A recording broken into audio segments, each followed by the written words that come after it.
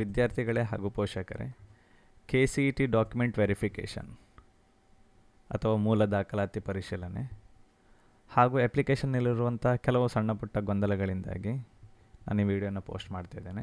So ವಿಡಿಯೋನ ಸಂಪೂರ್ಣವಾಗಿ ನೋಡಿ. ವಿಡಿಯೋನ ನೋಡೋ ಮುಂಚಿತವಾಗಿ ನಿಮ್ಮ ಅಪ್ಲಿಕೇಶನನ್ನು KCET ಅಪ್ಲಿಕೇಶನನ್ನು ನಿಮ್ಮ ಕೈಯಲ್ಲಿ ಇಟ್ಕೊಂಡು ನೋಡಿ, ಯಾಕಂದರೆ ನಾನು ಈ ಡೆಮೋ ಅಪ್ಲಿಕೇಶನ್ನ 1 by 1 ನಿಮಗೆ ಹೇಳ್ತಾ ಹೋಗ್ತೇನೆ. ನಿಮ್ಮ ಎಲ್ಲ ಕನ್ಫ್ಯೂಷನ್ಗಳಿಗೆ ಇದರಲ್ಲಿ ಉತ್ತರ ಇರ್ತದೆ. ಸೊ ಮೊದಲನೇದಾಗಿ ನಿಮ್ಮ KCET ಅಪ್ಲಿಕೇಶನ್ನ ಫಸ್ಟ್ ಪೇಜ್ ನೋಡಿ. ನಾನಿಲ್ಲಿ ಕರ್ಸರಲ್ಲಿ ಮಾರ್ಕ್ ಮಾಡ್ತಾಯಿದ್ದೆ ನೋಡಿ. ಇದರಲ್ಲಿ ಫೈನಲ್ ಕಾಪಿ ಅಂತ ಇರಬೇಕು. ಸೊ ಇಲ್ಲಿ ಯಾವುದೇ ಡ್ರಾಫ್ಟ್ ಕಾಪಿ ಅಂತ ಇರಬಾರ್ದು. ಡ್ರಾಫ್ಟ್ ಕಾಪಿ ಇದ್ದಲ್ಲಿ ನೀವು ಅದನ್ನು ರೀಪ್ರಿಂಟ್ ತಗೊಳ್ಳಿ, ಅಥವಾ ಡ್ರಾಫ್ಟ್ ಕಾಪಿ ಇದ್ದಲ್ಲಿ ಸಮ್ಟೈಮ್ ನಿಮ್ಮ ಅಪ್ಲಿಕೇಶನ್ ಫೈನಲ್ ಸಬ್ಮಿಟ್ ಆಗದೇ ಇರ್ಬೋದು. ಸೊ ಹಾಗಾಗೋ ಸಾಧ್ಯತೆಗಳು ಕಡಿಮೆ, ಬಟ್ ಆದರೂ ಒಮ್ಮೆ ಫಾರ್ಮಲಿ ನೋಡಿಬಿಡಿ. ಇದರಲ್ಲಿ ಫೈನಲ್ ಕಾಪಿ ಅಂತ ಇರಬೇಕು. ಅದ ನಂತರ ನಿಮ್ಮ ಇಲ್ಲಿ ಹೆಸರು ಇರಬೇಕು. ನಾನಿಲ್ಲಿ ಡೆಮೋದಲ್ಲಿ XX ಅಂತ ಹಾಕಿದ್ದೇನೆ, ಸೆಕ್ಯೂರಿಟಿ ಪರ್ಪಸ್. ಸೊ ಇಲ್ಲಿ ಏನಾಗಿದೆ ಅಂತ ಹೇಳಿದರೆ ನಿಮ್ಮ ಹೆಸರು ಇರಬೇಕಾಗ್ತದೆ. ಅದ ನಂತರ ನಿಮ್ಮ ತಂದೆ ಹೆಸರು, ತಾಯಿಯ ಹೆಸರು, ನಿಮ್ಮ ಡೇಟ್ ಆಫ್ ಬರ್ತ್. ಸೊ ಒಮ್ಮೆ ನೋಡ್ಕೊಳ್ಳಿ. ಏನಂತ ಹೇಳಿದರೆ ಕೆಲವೊಂದು ವಿದ್ಯಾರ್ಥಿಗಳಲ್ಲಿ ಏನಾಗಿದೆ ಅಂತ ಹೇಳಿದರೆ, ಈಗ ಈ ಹುಡುಗನದ್ದು 11/4/2007 ಅಂತಿದೆ, ಹುಡುಗ ಅಥವಾ ಹುಡುಗಿ. ಕೆಲವೊಬ್ರದ್ದು ಏನಾಗಿದೆ ಅಂತ ಹೇಳಿದರೆ 4/11/2007 ಇದೆ ಅಂತ ಹೇಳಿದ್ರೆ ಫಸ್ಟ್ ಡೇಟ್ ಬರೋ ಬದಲು ಮಂತ್ ಬಂದಿದೆ. ಸೊ ಏನಾದರೂ ನಿಮ್ಮ ಅಪ್ಲಿಕೇಶನ್ಸ್ ಏನೋ ಸಮಸ್ಯೆ ಆಗ್ತದೆ? ಇಲ್ಲ, ಅದ್ರ ಬಗ್ಗೆ ಏನು ತಲೆಬಿಸಿ ಮಾಡುವಂಥ ಅಗತ್ಯ ಇಲ್ಲ. ಸೊ ಫಸ್ಟ್ ಮಂತ್ ಬಂದರೂ ಅಡ್ಡಿಲ್ಲ, ಡೇಟ್ ಬಂದರೂ ಅಡ್ಡಿಲ್ಲ. ಹಾಗೇನಾದರೂ ಫಸ್ಟ್ ಮಂತ್ ಬಂದಿರೋರು ಇದ್ದರೆ ಇವಾಗ ರೀಪ್ರಿಂಟಿಗೆ ಅವಕಾಶ ಇದೆ. ಇಲ್ಲ ನೆಕ್ಸ್ಟ್ KCET ಎಡಿಟ್ ಆಪ್ಷನ್ಸ್ ಕೂಡ ಬಿಡ್ತಾರೆ, ಆವಾಗ ಕೂಡ ರೀಪ್ರಿಂಟ್ ತೆಗಿಬೋದು. ಸೊ ಅದು KEಯ ಟೆಕ್ನಿಕಲ್ ಎರರ್ ಆದ್ದರಿಂದ ನೀವು ತಲೆಬಿಸಿ ಮಾಡುವಂಥ ಅಗತ್ಯ ಇಲ್ಲ. ಸೊ ರೀಪ್ರಿಂಟ್ ತೆಗೆದಾಗ ಸರಿ ಬರ್ತದೆ, ಬರಲಿಲ್ಲ ಆದರೂ ಕೂಡ ನೋ ಇಶ್ಯೂ. ಅದ ನಂತರ ಮೊಬೈಲ್ ನಂಬರ್ ಮತ್ತು ಇಮೇಲ್ ID ಇರ್ತದೆ ನಿಮ್ಮದು. ಸೊ ಈ ಮೊಬೈಲ್ ನಂಬರ್, ಇಮೇಲ್ ID ನಾವು ಸೆಕ್ಯೂರಿಟಿ ಪರ್ಪಸ್ಸಿಗೆ ನಾನು ಹಾಕಿರುವಂಥ XX ಅಲ್ಲ ಇದು. ಸೊ ಆ್ಯಕ್ಚುಲಿ ಏನಂತ ಹೇಳಿದರೆ ಅಲ್ಲಿ ಎಲ್ಲರ ಅಪ್ಲಿಕೇಶನಲ್ಲೂ ಕೂಡ first 2 digit and last 2 digit ಮಾತ್ರ ಇರ್ತದೆ. ಇಮೇಲ್ IDಯಲ್ಲಿ ಫಸ್ಟ್ 1 ಲೆಟರ್ ಮತ್ತು ಲಾಸ್ಟ್ 1 ಲೆಟರ್ ಮಾತ್ರ ಇರ್ತದೆ. ಸೊ ಇದು KEಯ ಕಡೆಯಿಂದ ಸೆಕ್ಯೂರಿಟಿ ಬ್ರೀಚ್ ಆಗಬಾರ್ದು ಅಂತಲೇ ಮಾಡಿರುವಂಥದ್ದು. ಸೊ ಇಲ್ಲೇನೋ XX ಇದೆ ಅಂತ ಮಾತ್ರಕ್ಕೆ ನನ್ನ ಇಮೇಲ್ ID ಅಥವಾ ನನ್ನ ಮೊಬೈಲ್ ನಂಬರ್ ತಪ್ಪಾಗಿ ಎಂಟ್ರಿ ಆಗಿದೆ ಅಂತ ಭಾವಿಸಬೇಡಿ, ಅದು ಕರೆಕ್ಟಾಗಿರ್ತದೆ. ನಂತರ ನಿಮಗೆ ಯಾವ ನ್ಯಾಷನಾಲಿಟಿ ಅಂತಲ್ಲಿ ಹಾಕ್ಲಿಕ್ಕಿರ್ತದೆ. ಸೊ ಇದರಲ್ಲೆಲ್ಲ ಕನ್ಫ್ಯೂಷನ್ ಆಗುವಂಥ ಅಗತ್ಯ ಇರೋದಿಲ್ಲ. ಇದು ನಿಮ್ಮ ಜೆಂಡರ್ ಇರ್ತದೆ, ನೋಡ್ಕೊಳ್ಳಿ, ಮೇಲ್ ಆರ್ ಫಿಮೇಲ್. ನಂತರ ನಿಮ್ಮ ಅಡ್ರೆಸ್ ಇರ್ತದೆ. ಸೊ ಅಡ್ರೆಸ್ಸಲ್ಲೂ ಒಂದು ಕ್ಲಾರಿಫೈ ಮಾಡಿಬಿಡ್ತೇನೆ. ಏನಂತ ಹೇಳಿದರೆ ಅಡ್ರೆಸ್ ಎಲ್ಲ ಒಂದು ಬೇಸಿಕ್ ಡೇಟಾ ಅಷ್ಟೇ, ಅದರಲ್ಲಿ ಏನೂ ಸಮಸ್ಯೆ ಆಗೋದಿಲ್ಲ. ಲೈಕ್ ಅಂತ ಹೇಳಿದರೆ ಏನಾದರೂ ಅಡ್ರೆಸ್ಸಲ್ಲಿ ಇರುವಂಥ ಸ್ಪೆಲ್ಲಿಂಗಲ್ಲಿ ಏನಾದರೂ ಸಣ್ಣ ಪುಟ್ಟ ವ್ಯತ್ಯಾಸಗಳಿದ್ದರೆ ಅಥವಾ ಏನೋ ಸಣ್ಣ ಪುಟ್ಟ ತಪ್ಪುಗಳಾಗಿದ್ದರೆ, ಸೊ ನೀವು ಕರೆಕ್ಷನ್ಸು ಮಾಡುವ ಟೈಮಿಗೆ KE ಬಿಟ್ಟಾಗ ಮಾಡಬಹುದು, ಮಾಡಬಾರ್ದಂತಿಲ್ಲ, ಕರೆಕ್ಟಾಗಿ ಹಾಕುವಾಗ. ಇನ್ ಕೇಸ್ ಅದು ತಪ್ಪಾಗಿ ಇದ್ದಲ್ಲಿ, ಸ್ಪೆಲ್ಲಿಂಗ್ ಇದ್ದಲ್ಲಿ ನೀವು ಯಾವುದೇ ರೀತಿ ಅದಕ್ಕೆ ತಲೆಬಿಸಿ ಮಾಡುವಂಥ ಅಗತ್ಯ ಇಲ್ಲ. ಸ್ಪೆಲ್ಲಿಂಗಲ್ಲಿರುವಂಥ ಯಾವುದೇ ಸ್ಪೆಲ್ಲಿಂಗ್ ಮಿಸ್ಟೇಕಿಂದ KE ಅಪ್ಲಿಕೇಶನ್ ರಿಜೆಕ್ಟ್ ಆಗುವಂಥ ಸಂದರ್ಭ ಎಲ್ಲ ಬರುವುದಿಲ್ಲ.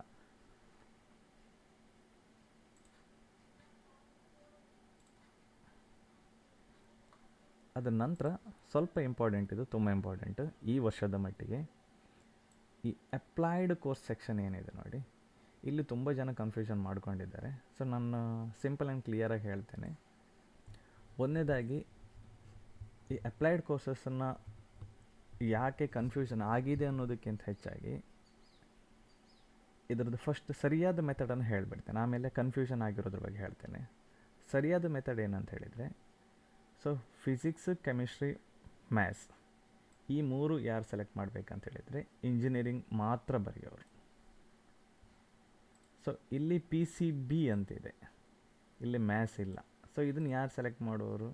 ನನಗೆ ಇಂಜಿನಿಯರಿಂಗ್ ಬೇಡ, ನನಗೆ ಖಾಲಿ ಬಯೋ ರಿಲೇಟೆಡ್ ಅಂತ ಹೇಳಿದರೆ ನರ್ಸಿಂಗ್, ವೆಟರ್ನರಿ, ಯೋಗ, ನ್ಯಾಚುರೋಪತಿ, ಫಾರ್ಮಸಿ. ಸೊ ಇವು ಎರಡೂ ಬೇಕನ್ನೋರು, ಬಯೋ ರಿಲೇಟೆಡ್ ಮತ್ತು ಇಂಜಿನಿಯರಿಂಗ್ ರಿಲೇಟೆಡ್ ಎರಡು ಬೇಕನ್ನೋರು PCMB ಸೆಲೆಕ್ಟ್ ಮಾಡಬೇಕಾಗುತ್ತೆ. ಸೊ ಹೆಚ್ಚಾಗಿ ಇಲ್ಲಿ ಕನ್ಫ್ಯೂಷನ್ ಯಾಕಾಗಿದೆ ಅಂತ ಹೇಳಿದ್ರೆ, ನಮ್ಮಲ್ಲಿ ಅಪ್ಲೈ ಮಾಡಿರೋ ಅಥವಾ ನನ್ನ ಕನ್ಸಲ್ಟೇಷನ್ ಇರುವವರು ಎಲ್ರಿಗೂ 90% ನಾನೇನು ಸಜೆಷನ್ ಮಾಡಿದೆ ಅಂತ ಹೇಳಿದರೆ, ಸೊ ನೀವು ಎಲ್ಲರೂ ಕೂಡ ಇದಿಷ್ಟನ್ನು ಸೆಲೆಕ್ಟ್ ಮಾಡಿ ಅಂತೇಳಿ. ಈವನ್ ಬಯಾಲಜಿ ಇಲ್ದಿದ್ದವರು ಕೂಡ ನೀವು ಎಲ್ಲದನ್ನೂ ಸೆಲೆಕ್ಟ್ ಮಾಡಿ ಅಂತ. ಆಗ ಯಾವುದೇ ರೀತಿಯ ಕನ್ಫ್ಯೂಷನ್ಗಳಿರೋದಿಲ್ಲ. ಈಗ ನೀವು ಕೇಳ್ಬೋದು, ನಾನು ಖಾಲಿ PCM ಮಾತ್ರ ಮಾಡಿದ್ದೇನೆ, ನಮ್ಮದು ಬಯಾಲಜಿ ಇಲ್ಲ. ಓಕೆ, ನಿಮ್ಮದು ಕರೆಕ್ಟಾಗಿದೆ. ಸೊ ಯಾಕೆ ಎಲ್ಲದನ್ನೂ ಸೆಲೆಕ್ಟ್ ಮಾಡಿ ಅಂತ ಹೇಳಿದರೆ, ಎಲ್ಲೂ ಕೂಡ ಮಿಸ್ಟೇಕ್ ಆಗೋದು ಬೇಡ. ಅಡಿಷ್ನಲ್ ಆಗಿ ಏನು ಬಿದ್ದರೂ ತೊಂದರೆ ಇಲ್ಲ KCET ಒಂದು ನೆನಪಿರಲಿ. ನಮಗೆ ಸಂಬಂಧಪಟ್ಟಿರೋದಕ್ಕಿಂತ ಹೆಚ್ಚಾಗಿ ಯಾವುದೇ ಬಿದ್ದರೂ ಕೂಡ ನಮಗೆ ಯಾವುದೇ ರೀತಿಯ ಸಮಸ್ಯೆಗಳಿಲ್ಲ. ನಮಗೆ ಎಲಿಜಿಬಿಲಿಟಿ ಇರುವಂಥ ಅಥವಾ ನಮಗೆ ಸಂಬಂಧಪಟ್ಟಿರೋದಕ್ಕಿಂತ ಕಮ್ಮಿ ಬಿದ್ದರೆ ಅಥವಾ ಅದಕ್ಕೆ ನಾವು ಸೆಲೆಕ್ಟ್ ಮಾಡದೇ ಇದ್ದಾಗ ಮಾತ್ರ ಸಮಸ್ಯೆ ಆಗುವಂಥದ್ದು. ಲೈಕ್ ಈಗ PCMB ಹುಡುಗ ಅಥವಾ ಹುಡುಗಿ, ಅವ ಮತ್ತು ಅವಳು ಬೈ ಮಿಸ್ಟೇಕ್ಲಿ ಇದನ್ನು ಸೆಲೆಕ್ಟ್ ಮಾಡಲಿಲ್ಲ, PCMB ಸೆಲೆಕ್ಟ್ ಮಾಡಲಿಲ್ಲ, ಖಾಲಿ PCM ಸೆಲೆಕ್ಟ್ ಮಾಡಿದ್ದಾನೆ. ಆಗ ಏನಾಗ್ತದೆ ಅಂತ ಹೇಳಿದರೆ ಅವನಿಗೆ ಇಂಜಿನಿಯರಿಂಗ್ ಸಬ್ಜೆಕ್ಟ್ಸ್ಗಳಲ್ಲಿ ಎಲಿಜಿಬಿಲಿಟಿ ಬರ್ತದೆ ಅಥವಾ ಇಂಜಿನಿಯರಿಂಗ್ ಕೋರ್ಸಿಗೆ ಎಲಿಜಿಬಿಲಿಟಿ ಬರ್ತದೆ. ಆದರೆ ನರ್ಸಿಂಗ್ ಆಗಿರ್ಬೋದು, ವೆಟರ್ನರಿ ಆಗಿರ್ಬೋದು, ಯೋಗ, ನ್ಯಾಚುರೋಪತಿ, ಫಾರ್ಮಸಿ ಇದಿಷ್ಟು ಕೋರ್ಸ್ಗಳಿಗೆ ಅವರಿಗೆ ಎಲಿಜಿಬಿಲಿಟಿ ಬರೋದಿಲ್ಲ. ಸೊ ಹಾಗಾಗಿ ಇಂಥ ಸಮಸ್ಯೆ ಆಗಬಾರ್ದು ಅನ್ನೋ ಉದ್ದೇಶದಿಂದ ನೀವು ಎಲ್ಲರನ್ನೂ PCME ಅಂತ ಸೆಲೆಕ್ಟ್ ಮಾಡಿ ಅಂತ ಹೇಳಿದ್ದೇನೆ. ಸೊ ಇದು ಆಲ್ಮೋಸ್ಟ್ ಕ್ಲಿಯರ್. ನೀವು ನೋಡ್ಕೊಳ್ಳಿ, ನೀವು ಹೀಗೆ ಹಾಕಿದರೂ ತೊಂದರೆ ಇಲ್ಲ. PCM ಹಾಕಿ ಅಂದರೆ ಇಂಜಿನಿಯರಿಂಗ್ ಮಾತ್ರ ಸೆಲೆಕ್ಟ್ ಮಾಡಿರೋರು PCM ಹಾಕಿದರೂ ತೊಂದರೆ ಇಲ್ಲ. ಅಥವಾ ಇಂಜಿನಿಯರಿಂಗ್ ಆ್ಯಂಡ್ ಬಯೋ ಸಬ್ಜೆಕ್ಟ್ ಎರಡೂ ಇರುವವರು ಈ ಮೂರನ್ನು ಹಾಕಿದರೂ ತೊಂದರೆ ಇಲ್ಲ, ಖಾಲಿ ಇದು ಒಂದನ್ನು ಮಾತ್ರ ಹಾಕಿದರೂ ಕೂಡ ಪರ್ಫೆಕ್ಟ್ಲಿ ಆಲ್ ರೈಟ್. ಸೊ ಇಲ್ಲಿ ಯಾವುದೇ ರೀತಿಯ ಕನ್ಫ್ಯೂಷನ್ ಇಟ್ಕೊಳ್ಬೇಡಿ. ನೀವು ಇಲ್ಲಿ ಕನ್ಫ್ಯೂಷನ್ ಆಗೋದು ಯಾರು ಅಂತ ಹೇಳಿದರೆ ಬಯೋ ರಿಲೇಟೆಡ್ ಮಕ್ಕಳು, ಅಂದರೆ PCMB ಮಕ್ಕಳು. PCMB ಇಲ್ಲದಿದ್ದರೆ ಮಾತ್ರ ನೀವು ಅದನ್ನು ನೆಕ್ಸ್ಟ್ ಎಡಿಟ್ ಆಪ್ಷನ್ಸ್ ಬಂದಾಗ ಸರಿ ಮಾಡಿಕೊಳ್ಳಿ. ಸೊ ಇಲ್ಲಿ ದೊಡ್ಡ ಸಮಸ್ಯೆ ಆಗ್ತದೆ ಎಲ್ಲಿ ಅಂತ ಹೇಳಿದರೆ, ಕೆಲವೊಂದು ಯೂಟ್ಯೂಬರ್ಗಳಾಗಿರ್ಬೋದು, ಕೆಲವೊಂದು ಕನ್ಸಲ್ಟೇಷನ್ ಮಾಡ್ತಿರೋರಾಗಿರ್ಬೋದು, ಕೆಲವೊಂದು ಲಾಂಗ್ ಟರ್ಮ್ ಕೋಚಿಂಗ್ ಇನ್ಸ್ಟಿಟ್ಯೂಷನ್ ಆಗಿರ್ಬೋದು. ಸೊ ಅವ್ರು ಏನು ಮಾಡಿದ್ದಾರೆ ಅಂತ ಹೇಳಿದರೆ, ಅವರಿಗೆ ತಿಳಿದೋ ಅವ್ರು ಏನು ಮಾಡಿದ್ದಾರೆ, ಒಂದು ಸ್ವಲ್ಪ ಅವಿವೇಕತನದ ಹೇಳಿಕೆಗಳನ್ನು ಕೊಟ್ಬಿಟ್ರು. ಅದೇನಂತ ಹೇಳಿದರೆ, ಇಲ್ಲಿ PCMB ಮಕ್ಕಳು, ಅದರಲ್ಲಿ ಯಾವುದು ಇಂಜಿನಿಯರಿಂಗ್ ರಿಲೇಟೆಡ್ ಮಕ್ಕಳು ಅಂದರೆ ಬಯೋಯೇತರ ಮಕ್ಕಳು ಏನಿದ್ದಾರೆ ಅವರಿಗೆ ಯಾವುದೇ ರೀತಿಯ ಸಮಸ್ಯೆ ಇಲ್ಲ ಅಥವಾ ಅವ್ರು ಕನ್ಫ್ಯೂಷನ್ ಆಗಲಿಲ್ಲ. ಯಾರು ಬಯಾಲಜಿ ಮೇಯ್ನ್ ಸಬ್ಜೆಕ್ಟಾಗಿ ತಗೊಂಡಿದ್ದಾರೆ ಅವರಿಗೆ ಕನ್ಫ್ಯೂಷನ್ ಆಗಿದೆ. ಏನಂತ ಹೇಳಿದರೆ, ಇಲ್ಲಿ UG ನೀಟ್ ಬರಬೇಕು, UG ನೀಟ್ ಅಂತೇಳಿ ಬರಲಿಲ್ಲ. ಅಂದರೆ ಲೈಕ್ ಇಲ್ಲಿ UG CET ಇಂಜಿನಿಯರಿಂಗ್ ಅಂತ ಇದೆಯಲ್ಲ, ಅದೇ ರೀತಿ UG ನೀಟ್ ಅಂತ ಬರಬೇಕು. UG ನೀಟ್ ಅಂತ ಬರೆದಿದ್ದರೆ ನಿಮ್ಮ ಅಪ್ಲಿಕೇಶನ್, ನೀವು UG ನೀಟಿಗೆ ಎಲಿಜಿಬಿಲಿಟಿ ಬರುವುದಿಲ್ಲ ಅಂತೇಳಿ ಹೇಳಿದ್ದರು. ಸೊ ಅದನ್ನು ಆ್ಯಕ್ಚುಲಿ ಅದು ಕಂಪ್ಲೀಟಾಗಿ ತಪ್ಪು ಹೇಳಿಕೆ. ಅದು ಆ ಥರ ಅದನ್ನು ಯಾಕೆ ಹೇಳಿದ್ದಾರೆ ಅಂತ ಹೇಳಿದರೆ, ಇಲ್ಲಿ ಅಪ್ಲೈ ಮಾಡುವಾಗ CET ಅಪ್ಲಿಕೇಶನ್ ಹಾಕುವಾಗ ನಿಮ್ಗೊಂದು ಕ್ವಶನ್ ಕೇಳ್ತದೆ. ಏನಂತ ಹೇಳಿದರೆ, ನೀವು CET ಅಪ್ಲಿಕೇಶನ್, ನೀವು CET ಈ ಸತಿ 2025 CET ನೀವು ಬರೀತೀರಾ ಅಂತ ಕೇಳ್ತದೆ. ಅಲ್ಲಿ ನೀವು ಎಸ್ ಅಂತ ಹಾಕಿದಾಗ ನಿಮಗೆ ಈ ಮೂರನ್ನೇ ಸೆಲೆಕ್ಟ್ ಮಾಡ್ಲಿಕ್ಕೆ ಬರುವಂಥದ್ದು ಎಲ್ರಿಗೂ ಕೂಡ.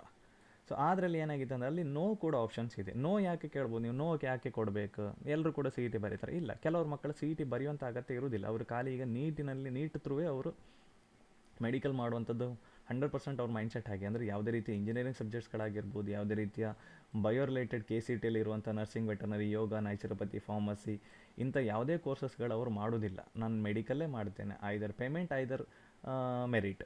ಸೊ ಈ ಮಕ್ಕಳಿಗೆ ಏನಂತ ಹೇಳಿದರೆ, CETಯ ರಿಜಿಸ್ಟ್ರೇಷನ್ ಕಂಪಲ್ಸರಿ, ಆದರೆ ಅವರಿಗೆ CET ಬರಿಬೇಕಾದ ಅಗತ್ಯ ಇರುವುದಿಲ್ಲ. ಆಗ ಅವರಿಗೆ ನೋ ಕೊಡುವಂಥದ್ದು. ಆಗ ಅವ್ರಿಗೆ ನೋ ಕೊಟ್ಟಾಗ ಏನಾಗ್ತದೆ ಅಂತ ಹೇಳಿದರೆ, ಅವರಿಗೆ ಅಲ್ಲಿ UG ನೀಟ್ ಅಂತೇಳಿ ಸೆಲೆಕ್ಟ್ ಆಗ್ತದೆ. ಸೊ ಇದು ಏನಾಗಿದೆ ಅಂತ ಹೇಳಿದರೆ, ಅಲ್ಲಿ ಆ ನೋ ಕೊಟ್ಟು UG ನೀಟ್ ಅಂತ ಸೆಲೆಕ್ಟ್ ಮಾಡಿದ ಮೇಲೆ ಇಲ್ಲಿ ಇದೇ ಥರದಲ್ಲಿ ಒಂದು ಕಾಲಮಲ್ಲಿ UG ನೀಟ್ ಅಂತ ಕೂತ್ಕೊಳ್ತದೆ. ಅದ ನಂತರ ಅವರು ಪುನಃ ಎಸ್ ಅಂತ ಕೊಟ್ಟು ಇದನ್ನ ಇಷ್ಟನ್ನು ಹಾಕ್ತಿದ್ದಾರೆ. ಇದೇನಂತ ಹೇಳಿದರೆ, ಸಣ್ಣ ಅಲ್ಲಿ CET ಅಪ್ಲಿಕೇಶನ್ ಇರುವಂಥ ಸಣ್ಣ ಲೂಪ್ ಹೋಲ್ ಅದು. ಸೊ ಅದೇನೋ ಟೆಕ್ನಿಕಲ್ ಪ್ರಾಬ್ಲಮಿಂದ ಆ ಥರ, ಅಂದರೆ ಎಸ್ ಅಂತ ಕೊಟ್ಟ ನಂತರ ಇಲ್ಲಿ ಒಂದ್ಸತಿ PCMB UG ನೀಟ್ ಅಂತ ಬಂದಿರೋದು, ನೋ ಕೊಟ್ಟ ನಂತರ UG ನೀಟ್ ಹೋಗಬೇಕಿತ್ತು, ಆದರೆ ಅದು ಹೋಗಲಿಲ್ಲ. ಸೊ ಇದು ಏನಾಗಿದೆ ಅಂತ ಹೇಳಿದರೆ, ಆ ಥರ ಬಂದದ್ದನ್ನು ಯಾರೋ ಒಬ್ಬ ಮಾಡಿ ಎಲ್ಲ ಕಡೆ ಅದನ್ನು ಸರ್ಕ್ಯುಲೇಟ್ ಮಾಡಿಬಿಟ್ರು. ಸೊ ಅದನ್ನು ನನಗೆ ಹೇಳಲಿಕ್ಕೆ ಆಗೋದಿಲ್ಲ. ಅದು ಆ್ಯಕ್ಚುಲಿ ತುಂಬ ಅಂದರೆ ಚೈಲ್ಡಿಶ್ ಮನಸ್ಥಿತಿ ಅದು. ಅಂದರೆ ತಪ್ಪನ್ನು ಕೂಡ ತನ್ನದೇ ಅದನ್ನು ಸರಿ ಅಂತೇಳಿ ಈ ವಾದ ಮಾಡೋದಾಗಿರ್ಬೋದು, ಅಥವಾ ಅದನ್ನು 4 ಜನರಿಗೆ ಹೇಳುವಂಥದ್ದಾಗಿರ್ಬೋದು. ಕಡೆಗೆ ಏನಾಗಿದೆ, ಅದು ತಪ್ಪು ಅಂತೇಳಿ ಗೊತ್ತಾಯಿತು ಅವರಿಗೆ. ಇದು UG ನೀಟ್ ಅಂತೇಳಿ ಬರಬಾರ್ದು ಅಂತೇಳಿ ಗೊತ್ತಾಯಿತು. ಸೊ ಪುನಃ ಏನು ಮಾಡಿದ್ರು, UG ನೀಟ್ ಬಂದವ್ರದ್ದೆಲ್ಲ UG ನೀಟ್ ಅಂತೇಳಿ ಇರಬಾರ್ದು, ಆ UG ನೀಟ್ ಅಂತ ಇದ್ದರೆ ಅದನ್ನು ಕ್ಯಾನ್ಸಲ್ ಮಾಡಿ ತನ್ನಿ ಅಂತೇಳಿ ಹೇಳಲಿಕ್ಕೆ ಶುರು ಮಾಡಿದರು. ಸೊ ಇಲ್ಲಿ ಏನಾಗಿದೆ ಅಂತ ಹೇಳಿದರೆ, ಒಂದು ತಪ್ಪನ್ನು ಮುಚ್ಚಾಕ್ಲಿಕ್ಕೆ ಹೋಗಿ ಮತ್ತೊಂದು ತಪ್ಪನ್ನು ಮಾಡ್ತಾ ಹೋಗಿ ಟೋಟಲಿ ಏನು ಮಾಡಿದ್ದಾರೆ ಅಂದರೆ, ಪೇರೆಂಟ್ ಆ್ಯಂಡ್ ಮಕ್ಕಳಿಗೆ, ಸ್ಟೂಡೆಂಟ್ಸಿಗೆ ತುಂಬ ಈ ಟೈಮಲ್ಲಿ ಅವ್ರು ಓದುವಂಥ ಸಮಯನ ಅವ್ರು ಇಂಥದ್ದು ವಿಷಯದಲ್ಲಿ ತಲೆಬಿಸಿ ತೊಗೊಳೋಗಿ ಮಾಡಿಬಿಟ್ರಿದ್ರು. ಸೊ ಇದಕ್ಕೆ ಏನು ಮಾಡಿದರು, KE ಅವರು ಈ ಬಾರಿ ಇದನ್ನೊಂದು ಒಳ್ಳೆ ಕೆಲಸ ಮಾಡಿದ್ದಾರೆ. KE ಅವರನ್ನು ಏನಂತ ಹೇಳಿದರೆ, ಸೊ ಆ್ಯಕ್ಚುಲಿ ಇದು ಕರೆಕ್ಟಾಗಿ ಸೆಲೆಕ್ಟ್ ಮಾಡಿದವ್ರಿಗೆ ಮಾತ್ರ ಹಾಲ್ ಟಿಕೆಟ್ ಬರ್ತಾಯಿತ್ತು. ಬಟ್ ಆದರೆ ಈ ವರ್ಷ ಏನು ಮಾಡಿದ್ದಾರೆ, ಇಂಥ ಎಲ್ಲ ಕನ್ಫ್ಯೂಷನ್ಗಳಿಂದಾಗಿ ನೀವು ಇದರಲ್ಲಿ ಯಾವುದನ್ನೇ ಸೆಲೆಕ್ಟ್ ಮಾಡಿ, ನಿಮಗೆ ಎಲ್ಲ ಮಕ್ಕಳಿಗೂ ಸೆಲೆಕ್ಟ್ ಮಾಡಿದರೆ ಪ್ರತಿಯೊಂದು ಮಕ್ಕಳಿಗೂ physics, chemistry, maths, biology hall ಟಿಕೆಟಲ್ಲಿ ನಿಮ್ಮ ಎಲ್ಲ ಸಬ್ಜೆಕ್ಟ್ಗಳು ಎಂಟ್ರಿಯಾಗಿ ಬರ್ತದೆ ಅಂತೇಳಿ KEಯಿಂದನೇ ಕ್ಲಾರಿಫಿಕೇಷನ್ ಆಗಿದೆ.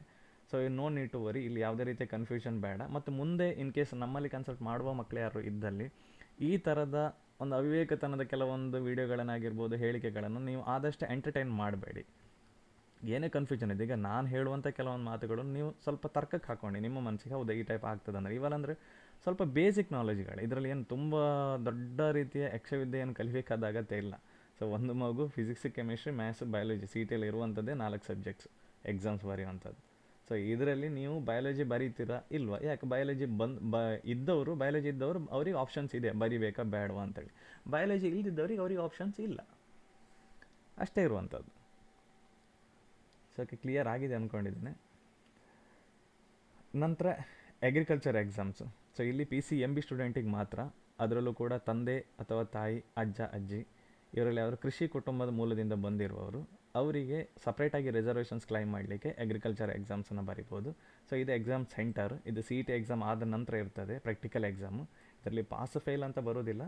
ಸೊ ಎಲಿಜಿಬಿಲಿಟಿ ಮತ್ತು ಅದರಲ್ಲಿ ಸ್ಕೋರ್ ಬರ್ತದೆ. ಇಲ್ಲಿ ನಿಮಗೆ ಅಡಿಷ್ನಲ್ ಆಗಿ ಏನಿದೆ ರಫ್ಲಿ ನಾನು ಹೀಗೆ ಹೇಳಬಲ್ಲೆ ನಿಮ್ಗೆ ಅರ್ಥ ಆಗಲಿಕ್ಕೆ. ಸೊ ಈಗ ಅದು ಉದಾಹರಣೆಗೆ 100 ವೆಟರ್ನರಿ ಸೀಟ್ಸ್ಗಳಿದ್ದಲ್ಲಿ ಟೋಟಲಿ, ಇದು ಜಾಸ್ತಿ ಇದೆ ಬಟ್ ನಾನು ನಿಮ್ಗೆ ಹೇಳ್ತಾ ಇರೋದು 100 ಸೀಟ್ ಇದ್ದಲ್ಲಿ 50% ಸೀಟ್ಸ್ ಅನ್ನುವಂಥದ್ದು ಏನಿದೆ ಅದು ಈ ಅಗ್ರಿಕಲ್ಚರ್, ನಿಮ್ಗೆ ಯಾವುದೇ ಕ್ಯಾಟಗರಿ ಬಿಲಾಂಗ್ಸ್ ಆಗಿ ಅದು ಸಂಬಂಧ ಇಲ್ಲ, ಈ ಅಗ್ರಿಕಲ್ಚರ್ ಫ್ಯಾಮಿಲಿಯಿಂದ ಬಿಲಾಂಗ್ಸ್ ಇರುವವರಿಗೆ, ಅಂದರೆ ಕೃಷಿ ಕುಟುಂಬ ಮೂಲದಿಂದ ಬಂದಿರುವವರಿಗೆ ಅವಕಾಶ ಇದೆ. ಸೊ ಹಾಗಾಗಿ ಇದನ್ನು ಆದಷ್ಟು ಕೃಷಿ ಕುಟುಂಬದ ಇರುವವರು PCMB ಮಕ್ಕಳು ಬರೀಲಿಕ್ಕೆ ಟ್ರೈ ಮಾಡಿ. ಬರೀಲೇಬೇಕಂತೇಳಿ ಏನು ಕಂಪಲ್ಸರಿ ಇಲ್ಲ. ಸೊ ನಮ್ಮಲ್ಲಿ ನೀವು ಬರೀರಿ ನಾವು ಎಲ್ರಿಗೂ, ನೀವು ನಾರ್ಮಲಿ PCMB ಸ್ಟೂಡೆಂಟಿಗೆ ನಾವು ಅಗ್ರಿಕಲ್ಚರ್ ಎಕ್ಸಾಮ್ ಸೆಂಟರ್ಗಳನ್ನು ಅಥವಾ ಅಗ್ರಿಕಲ್ಚರ್ ಎಕ್ಸಾಮ್ಸನ್ನು, ಪ್ರಾಕ್ಟಿಕಲ್ ಎಕ್ಸಾಮನ್ನು ಸೆಲೆಕ್ಟ್ ಮಾಡಲಿಕ್ಕೆ ಹೇಳಿದ್ದೇವೆ. ನಾವು ಮಾಡಿರೋರಿಗೆ ನಾವು ಎಕ್ಸಾಮ್ ಸೆಲೆಕ್ಟ್ ಮಾಡಿದ್ದೇವೆ. ಅದು ನಂತರದಿಂದಲೇ ಅದಕ್ಕೆ ಸಪ್ರೇಟಾಗಿ ವೀಡಿಯೋ ಮಾಡಿ ನಿಮ್ಗೆ ಎಕ್ಸ್ಪ್ಲೈನ್ ಮಾಡ್ತೇನೆ. ಸೊ ಎಕ್ಸಾಮ್ ಸೆಂಟರ್ಗಳನ್ನು ನೋಡ್ಕೊಳ್ಳಿ. ಎಕ್ಸಾಮ್ ಸೆಂಟರ್ ಇಲ್ಲಿ ಕುಂದಾಪುರ ಅಂತಿದೆ, ಉಡುಪಿ ಅಂತಿದೆ. ಸೊ ಈಗ ನಿಮಗೆ ಬೇಕಾದ ಏರಿಯಾದಲ್ಲೇ ನೋಡ್ಕೊಳ್ಳಿ, ಇದು ನಿಮ್ಮ ಪ್ರಿಯಾರಿಟಿ ಇದು. ಸೊ ಏನಾದರೂ ಚೇಂಜಸ್ಗಳಿದ್ದೆ ಎಡಿಟ್ ಆಪ್ಷನ್ಸ್ ಬಿಟ್ಟಾಗ ಅದನ್ನು ಕೂಡ ಸರಿ ಮಾಡ್ಕೊಳ್ಬೋದು. ಸೊ ಚೇಂಜಸ್ ಇಲ್ಲ ಅಂದ್ಕೊಂಡಿದೆ ನಮ್ಮನ್ನು ಕನ್ಸಲ್ಟ್ ಮಾಡುವವರಿಗೆ, ಆದರೂ ಕೂಡ ಒಂದು ಸತಿ ನೋಡ್ಕೊಳ್ಳಿ. ಎರಡನೇದಾಗಿ ಎಲಿಜಿಬಿಲಿಟಿ ಕ್ಲೈಮ್, ಷರತ್ತು ಕೋಡ್ ಅಂತಿದೆ ನೋಡಿ. ಸೊ ಒಮ್ಮೆ ಇದನ್ನು ತುಂಬ ಇಂಪಾರ್ಟೆಂಟು, ಒಮ್ಮೆ ಜಸ್ಟ್ ಅದನ್ನು ಇದು ಮಾಡಿಬಿಡಿ. ಅಂದರೆ ನೀವು ಯಾವುದೇ ರೀತಿ ಇಲ್ಲಿ ಈ ಎಲಿಜಿಬಿಲಿಟಿ ಏನಿದೆ ನೋಡಿ, ಇದನ್ನೊಂದು ಸತಿ ಕರೆಕ್ಟಾಗಿ ನೋಡ್ಕೊಳ್ಳಿ, ನೀವು ಯಾವ ಎಲಿಜಿಬಿಲಿಟಿ ಕೋಡಲ್ಲಿ ಇದ್ದೀರಾ ಅಂತೇಳಿ. ನಾನು ಎಲಿಜಿಬಿಲಿಟಿ ಕೋಡ್ ಬಗ್ಗೆ ಮತ್ತೆ ಎಕ್ಸ್ಪ್ಲೇನ್ ಮಾಡ್ತೇನೆ. ಸೊ ನೋಡ್ಕೊಳ್ಳಿ, ನಾರ್ಮಲಿ ಹೆಚ್ಚು ಕಮ್ಮಿ 90% ಜನ ಎಲಿಜಿಬಿಲಿಟಿ ಅಲ್ಲಿ ಬರ್ತಾರೆ, 10% ಜನ ಬೇರೆ B ಇಂದ Y ತನಕ ಉಂಟು, ಅದು ಬರ್ತಾರೆ. ಸೊ ಅದನ್ನು ನಾನು ನಂತರ ಎಕ್ಸ್ಪ್ಲೇನ್ ಮಾಡ್ತೇನೆ. ಸೊ ಈಗ ಫಸ್ಟ್ ನೀವು ಮೈಂಡ್ ಸೆಟ್ಟಲ್ಲಿ ನೋಡ್ಕೊಳ್ಳಿ A ಆ್ಯಂಡ್ B. ಸೊ ಈಗ A ಇರುವವ್ರು ನೋಡ್ಕೊಳ್ಳಿ, ಹಾಗೆ B ಇರುವವ್ರು ನೋಡ್ಕೊಳ್ಳಿ. ಸೊ ಅವರಿಗೆ ವೀಡಿಯೋ ನಾರ್ಮಲಿ ಹೆಚ್ಚಾಗಿ ತಾಗ್ತದೆ, ಮತ್ತು ಬೇರೆಯವರಿಗೆ ಸಪ್ರೇಟಾಗಿ ವೀಡಿಯೋ ಮಾಡಬೇಕಾಗ್ತದೆ. ಸೊ ನಿಮ್ಮ ಮದರ್ ಟಂಗ್ ನಿಮಗೆ ಯಾವುದು, ಕನ್ನಡನ, ತುಳುವ, ನಿಮ್ಮ ಮದರ್ ಟಂಗ್ ಇದರಲ್ಲಿ ಮೆನ್ಷನ್ ಇದ್ರೆ ಆಯಿತು. ಸೊ ಇನ್ ಕೇಸ್ ನೀವು ಒಂದು ನೆನಪಿಟ್ಕೊಳ್ಳಿ, ಈಗ ಮದರ್ ಟಂಗ್ ಯಾವುದು ಕೂಡ ಆಗ್ಬೋದು, ಆದರೆ ಮದರ್ ಟಂಗಿಂದ ಯಾವುದೇ ರೀತಿಯ CET ಅಪ್ಲಿಕೇಶನ್ಗಳಿಗೆ ಯಾವುದೇ ಸಮಸ್ಯೆಗಳಿರೋದಿಲ್ಲ. ಆದರೆ ನೀವು ಇಲ್ಲಿ ಇನ್ ಕೇಸ್ ಇಲ್ಲಿ ತುಳು ಅಂತಿದೆ, ಇದೇ ರೀತಿ ತುಳು, ತಮಿಳು ಈ ಥರ ಲಿಂಗ್ವಿಸ್ಟಿಕ್ ಮೈನಾರಿಟಿ ಅಂತ ಇರ್ತದೆ, ನಾವು ತುಳು ಕೊಟ್ಟು ಅಂತ ಹೇಳ್ತೇವೆ ಇಲ್ಲಿ. ಸೊ ಆ ಥರದ ಲಿಂಗ್ವಿಸ್ಟಿಕ್ ಮೈನಾರಿಟಿ ಇರುವವರು ಇದರಲ್ಲಿ ಕರೆಕ್ಟಾಗಿ ಇದ್ರೆ ಆಯಿತು. ಇನ್ ಕೇಸ್ ಈಗ ಉದಾಹರಣೆಗೆ ಈಗ ಒಬ್ಬ ಮಲಯಾಳಿ ಮಾತಾಡ್ತಿದ್ದಾನೆ, ಅಥವಾ ಅವ್ನ ಮದರ್ ಟಂಗ್ ಮಲಯಾಳಿ ಇದೆ, ಅಥವಾ ಮದರ್ ಟಂಗ್ ಕೊಂಕಣಿ ಇದೆ. ಸೊ ಇಲ್ಲಿ ಕನ್ನಡ ಅಂತಲೇ ಬಂದಿದೆ, ಏನಾದರೂ ಸಮಸ್ಯೆ ಆಗ್ತದೆ? ಇಲ್ಲ, ಝೀರೋ, ಏನೂ ಸಮಸ್ಯೆ ಇಲ್ಲ, ಅದ್ರ ಬಗ್ಗೆ ವರಿ ಮಾಡಬೇಡಿ. ಸೊ ಹಾಗೆ ಕರ್ನಾಟಕದಲ್ಲಿ ಅಧ್ಯಯನದ ಸಂಖ್ಯೆ ಅಂತಿದೆ. ಸೊ ಎಷ್ಟು ವರ್ಷ ಕರ್ನಾಟಕದಲ್ಲಿ ಓದಿದ್ರೆ ಅದಷ್ಟು ಕರೆಕ್ಟಾಗಿ ಮೆನ್ಷನ್ ಆಗಿದೆ ಅಂತ ನೋಡ್ಕೊಳ್ಳಿ. ಇಲ್ಲಿ ಇದೊಂದು ಸ್ವಲ್ಪ ಇಂಪಾರ್ಟೆಂಟು, ಚೆಕ್ ಮಾಡ್ಕೊಳ್ಳಿ. ಏನಂತ ಹೇಳಿದರೆ ಇಲ್ಲಿ ಜನರಲ್ ಕ್ಯಾಟಗರಿ, ನೀವು ಮೀಸಲಾತಿ ವರ್ಗ ಅಂತಿದೆ ನೋಡಿ, ನಿಮ್ಮ ಜಾತಿ ಹೆಸರು. ಸೊ ಈ ಕ್ಯಾಂಡಿಡೇಟ್ ಏನಿದೆ, ನಾನು ನಿಮಗೆ ಡೆಮೋ ತೋರಿಸ್ತಿದ್ದೇನೆ, ಅದು actually general merit candidate. So ಹಾಗಾಗಿ ಅವರಿಗೆ GM ಅಂತಲೇ ಬಂದಿದೆ. ಸೊ ನೀವು ಕೇಳ್ಬೋದು, ಈಗ ಬೇರೆ ಕ್ಯಾಟಗರಿಯವರು ಆದರೆ ಅವ್ರಿಗೆ ಏನು ಬರ್ತದೆ ಅಂತೇಳಿ. ಸೊ ಬೇರೆ ಕ್ಯಾಟಗರಿಯವರು ಆದರೆ ಅವ್ರಿಗೆ ಏನು ಬರ್ತದೆ ಅಂತ ಹೇಳಿದ್ರೆ, ನಿಮ್ಮ ಜಾತಿಯ ಕ್ಯಾಟಗರಿ ಬರ್ತದೆ. ಈಗ ಕ್ಯಾಟಗರಿ 1 SC ST ಪ್ರವರ್ಗ, category 2A 2B 3A 3B ಈ ಥರ ಬರ್ತದೆ. ಪ್ಲಸ್ ಅದರಲ್ಲಿ RD ನಂಬರು ಬರ್ತದೆ. ಅದು ನಿಮ್ಗೆ ಶೋ ಮಾಡ್ತೇನೆ ನೆಕ್ಸ್ಟ್ ಪೇಜಲ್ಲಿ. Next in case general merit ಅಲ್ಲದೆ ಬೇರೆ ರಿಸರ್ವೇಷನ್ ಕ್ಲೈಮ್ ಮಾಡಿರೋರ್ದು ಯಾವ ಥರ ಬರ್ತದೆ ಅಂತ ತೋರಿಸ್ತೇನೆ. ಹೀಗೆ ಬರ್ತದೆ ನೋಡಿ. ಸೊ ನಿಮ್ಮ ರಿಸರ್ವೇಷನ್ ಕ್ಯಾಟಗರಿಗೆ ಇಲ್ಲಿ 2A ಅಂತಿದೆ, ನಿಮ್ಮ ಜಾತಿ ಹೆಸರು ಬರ್ತದೆ, ಆಮೇಲೆ ನಿಮ್ಮ ಜಾತಿ ಸರ್ಟಿಫಿಕೇಟಿನ ನಂಬರ್ ಬರ್ತದೆ ಇಲ್ಲಿ, ಆಮೇಲೆ ನಿಮ್ಮ ಇನ್ಕಮ್ ಬರ್ತದೆ. ಸೊ ಕೆಲವೊಂದು ಕ್ಯಾಟಗರಿ 1 ಮತ್ತು ಕ್ಯಾಟಗರಿ SC ST ಬರುವವರಿಗೆ ಇಲ್ಲಿ ಇನ್ಕಮ್ ಸರ್ಟಿಫಿಕೇಟಿನ RD ನಂಬರು ಕೂಡ ಮೆನ್ಷನ್ ಇರ್ತದೆ, ಬೇರೆಯವರಿಗೆ ಬರೋದಿಲ್ಲ. ಅಂದರೆ ಪ್ರವರ್ಗ 1 SC ST ಈ 3 ಕ್ಯಾಟಗರಿಯನ್ನು ಬಿಟ್ಟು ಉಳಿದ ಎಲ್ಲರಿಗೂ ಕೂಡ ಜಾತಿ ಸರ್ಟಿಫಿಕೇಟಿನ RD ನಂಬರೇ ಒಂದೇ ಬರುವಂಥದ್ದು. ಸೊ ಅಲ್ಲಿ ಇನ್ಕಮ್ ಸರ್ಟಿಫಿಕೇಟ್ RD ನಂಬರ್ ಬರೋದಿಲ್ಲ, ಕನ್ಫ್ಯೂಸ್ ಆಗಬೇಡಿ. ಕೆಲವೊಂದು ನಿಮ್ಮ ಫ್ರೆಂಡ್ಸನ್ನ, ಅಂದರೆ ಅವ್ರ ಕ್ಯಾಟಗರಿ 1 ಇರುವವರು ಅಥವಾ SC ST ಇರುವಂಥ ಕ್ಯಾಟಗರಿ ಇರುವ ಅಪ್ಲಿಕೇಶನಲ್ಲಿ ಇಲ್ಲಿ ಆದಾಯ ಸರ್ಟಿಫಿಕೇಟ್ ನಂಬರು ಮೆನ್ಷನ್ ಆಗಿರ್ತದೆ. ಸೊ ನಂದರಲ್ಲಿ ಯಾಕೆ ಮೆನ್ಷನ್ ಇಲ್ಲ ಅಂತೇಳಿ ಕನ್ಫ್ಯೂಷನ್ ಆಗುವಂಥ ಅಗತ್ಯ ಇಲ್ಲ. ಸೊ ಇನ್ನೊಂದು ಕ್ವಶನ್ಸ್ ಇದೆ, ಸುಮಾರು ಜನರದ್ದು ಹೇಳಿದೆ ಅಂತ ಹೇಳಿದರೆ, ಕೆಲವರದ್ದು ಆಲ್ರೆಡಿ ಅಪ್ಲಿಕೇಶನ್ಸ್ ಹಾಕಿ ಆಗಿದೆ ಅವರು, ಆದರೆ ಹಳೆ ಇನ್ಕಮ್ ಸರ್ಟಿಫಿಕೇಟ್ ಕೊಟ್ಟಿದ್ದಾರೆ. ಅದರಲ್ಲಿ ಏನಾದರೂ ತಂದೆ ಅಥವಾ ತಾಯಿ ಹೆಸರು ಅಥವಾ ಸ್ಟೂಡೆಂಟಿನ ಹೆಸರು ಹೆಚ್ಚು ಕಮ್ಮಿ ಇದೆ, ಆಲ್ರೆಡಿ ವೆರಿಫೈ ಆಗಿದೆ. ಸೊ ಅವರು ಕೆಲವರು ಇನ್ನೂ ಮಾಡ್ಲಿಕ್ಕೆ ಬಾಕಿ ಇರ್ಬೋದು ಇನ್ಕಮ್ ಆ್ಯಂಡ್ ಕಾಸ್ಟ್ ಸರ್ಟಿಫಿಕೇಟ್. ಒಂದು ಕರೆಕ್ಟಾಗಿ ಮಾಡಿ ಇಟ್ಕೊಳ್ಳಿ ಅಂತಲೇ ನನ್ನ ಸಜೆಷನ್ ಉಂಟು ಎಲ್ರಿಗೂ ಕೂಡ. ನಂತರದ ದಿನಗಳಲ್ಲಿ ಏನು ಈ ಜಾತಿ ಮತ್ತು ಆದಾಯ ಸರ್ಟಿಫಿಕೇಟ್ ಆನ್ಲೈನಲ್ಲಿ ಡೈರೆಕ್ಟ್ ವೆರಿಫಿಕೇಷನ್ ಆಗುವಂಥದ್ದು, ಈ ವೆರಿಫಿಕೇಷನಿಗೂ ನಾವು ಇಲ್ಲಿ ಮಾಡುವಂಥ ಕಾಲೇಜಲ್ಲಿ ಮಾಡುವಂಥ ಡಾಕ್ಯುಮೆಂಟ್ ವೆರಿಫಿಕೇಷನಿಗೂ ಯಾವುದೇ ರೀತಿಯ ಸಂಬಂಧ ಇಲ್ಲ. ಇದು ಕೆ ಎ ಕಡೆಯಿಂದನೇ ಆಗ್ತದೆ. ಹಾಗಾಗಿ ಇನ್ ಕೇಸ್ ಎಲ್ಲಾದರೂ ನೀವೀಗ ಎಡಿಷ್ನಲ್ ನೀವು ಹೊಸದಾಗಿ ಸರಿ ಮಾಡಿರುವಂಥ ಸರ್ಟಿಫಿಕೇಟ್ನಲ್ಲಿ ನೀವು ಸಿ ಇ ಟಿ ಅಪ್ಲಿಕೇಶನಲ್ಲಿ ಮೆನ್ಷನ್ ಆಗಿರುವಂಥ ಇನ್ಕಮ್ಗಿಂತ ಹೆಚ್ಚು ಕಮ್ಮಿ ಇದ್ದರೆ, ಸೊ ಎಷ್ಟು ಆಗ್ಬೋದು? ಈಗ ಉದಾಹರಣೆ ಈ ಹುಡುಗಿದು 40,000 ಇನ್ಕಮ್ ಇದೆ, ಅವನು ಈಗ ಹೊಸ ಇನ್ಕಮ್ ಸರ್ಟಿಫಿಕೇಟ್ ಮಾಡಿದ್ದಾನೆ, ಅದರಲ್ಲಿ ಹಳೆ ಸರ್ಟಿಫಿಕೇಟ್ ಏನೋ ಹೆಚ್ಚು ಕಮ್ಮಿ ಇದೆ ಅಂತೇಳಿ. ಆದರೆ 40,000 ಇರುವಂಥದ್ದು 50,000 ಆಗಿದೆ, 80,000 ಆಗಿದೆ, 1,20,000 ತೊಂದರೆ ಇಲ್ಲ. 8 ಲಕ್ಷದ ಒಳಗಿದ್ರೆ ಆಯಿತು. ಸೊ ಎಷ್ಟಿದ್ರೂ ಕೂಡ ಸಮಸ್ಯೆ ಇಲ್ಲ. ಸೊ ಅದು ಕೂಡ ಯಾಕೆ ನಾನು ಇನ್ಕಮ್ ಸರ್ಟಿಫಿಕೇಟ್ ಮಾಡಿದೆ ಅಂತೇಳಿ ಆಲ್ರೆಡಿ ಎಕ್ಸ್ಪ್ಲೇನ್ ಮಾಡಿದ್ದೇನೆ. ಯಾಕಂತ ಹೇಳಿದರೆ ಏನಾದರೂ ನಂತರದ ದಿನದಲ್ಲಿ ನಿಮ್ಮ ಹಳೆ ಸರ್ಟಿಫಿಕೇಟ್ ವ್ಯಾಲಿಡೇಟ್ ಬರೋದಿಲ್ಲ, ಏನಾದರೂ ಕೆ ಎ ಕಡೆಯಿಂದ ವೆರಿಫಿಕೇಷನ್ ಕೇಳಿದರೆ ಅಥವಾ ಇದು ರಿಜೆಕ್ಟ್ ಆಗಿದ್ದರೆ ಆಗೋದಿಲ್ಲ. ಆದರೆ ನಮಗೆ ರೀಸಬ್ಮಿಟ್ ಮಾಡಲಿಕ್ಕೆ ಹೊಸ ಸರ್ಟಿಫಿಕೇಟ್ ನಮ್ಮ ಕೈಯಲ್ಲಿ ಇರಬೇಕಾಗ್ತದೆ ಅನ್ನೋ ಉದ್ದೇಶದಿಂದ ನಾನು ಮುಂಚಿತವಾಗಿ ಮಾಡಿ ಇಟ್ಕೊಳ್ಳಿ. ತಪ್ಪಾಗಿರುವವರು ಮಾತ್ರ, ನಾನು ಆಲ್ರೆಡಿ ಹೇಳಿದ್ದೇನೆ ಯಾರದ್ದೆಲ್ಲ ತಪ್ಪಿದೆ ಅಂತ ನನ್ನ ಕನ್ಸಲ್ಟ್ ಮಾಡಿದ್ದವರು. ಇನ್ ಕೇಸ್ ಮಾಡದೇ ಇದ್ದವ್ರು ಯಾರು ಇದ್ದಲ್ಲಿ, ಸೊ ನಿಮ್ಮ ಜಾತಿ ಮತ್ತು ಆದಾಯ ಸರ್ಟಿಫಿಕೇಟ್ನ ನೋಡ್ಕೊಳ್ಳಿ. SLC ಮಾರ್ಕ್ಸ್ ಕಾರ್ಡಿಗೆ ಇದ್ದ ಹಾಗೆ ಇರಬೇಕು, ಹೆಸರು, ತಂದೆ ಹೆಸರು, ತಾಯಿ ಹೆಸರು. ಇಲ್ಲದಿದ್ದರೆ ಸರ್ಟಿಫಿಕೇಟ್ ಮಾಡಿಸಿಬಿಡಿ. ಅದ ನಂತರ ಅದರ್ ರಿಸರ್ವೇಷನ್ ಕ್ಲೈಮೇಟ್ ಡೀಟೇಲ್ಸ್ ಅಂತಿದೆ. ಇಲ್ಲಿ ನೀವು ಯಾವುದೆಲ್ಲ ರಿಸರ್ವೇಷನ್ಸನ್ನು ಕ್ಲೈಮ್ ಮಾಡಿದ್ರಿ ಜಾತಿಯೇತರವಾಗಿ ಬೇರೆ. ಫಸ್ಟಲ್ಲಿ ಜಾತಿ ನಾನು ಹೇಳಿದೆ, ಜಾತಿ ಮತ್ತು ಆದಾಯ ಹೇಳಿದ್ದೇನೆ. ಅದನ್ನು ಬಿಟ್ಟು ಬೇರೆ ಯಾವುದೆಲ್ಲ ಇದೆ ಅಂತ ಇದರಲ್ಲಿದೆ. ಸೊ ಒಮ್ಮೆ ಚೆಕ್ ಮಾಡ್ಕೊಳ್ಳಿ. ನಿಮ್ಗೇನಾದರೂ ರಿಲಿಜಿಯಸ್ ಮೈನಾರಿಟಿ ಇದ್ದರೆ ಅಲ್ಲಿ ಯಾವುದೆಲ್ಲ ನಿಮ್ಮದು ಎಲಿಜಿಬಿಲಿಟಿ ಇದೆ ಅದರಲ್ಲಿ ಎಸ್ ಅಂತಿದೆ.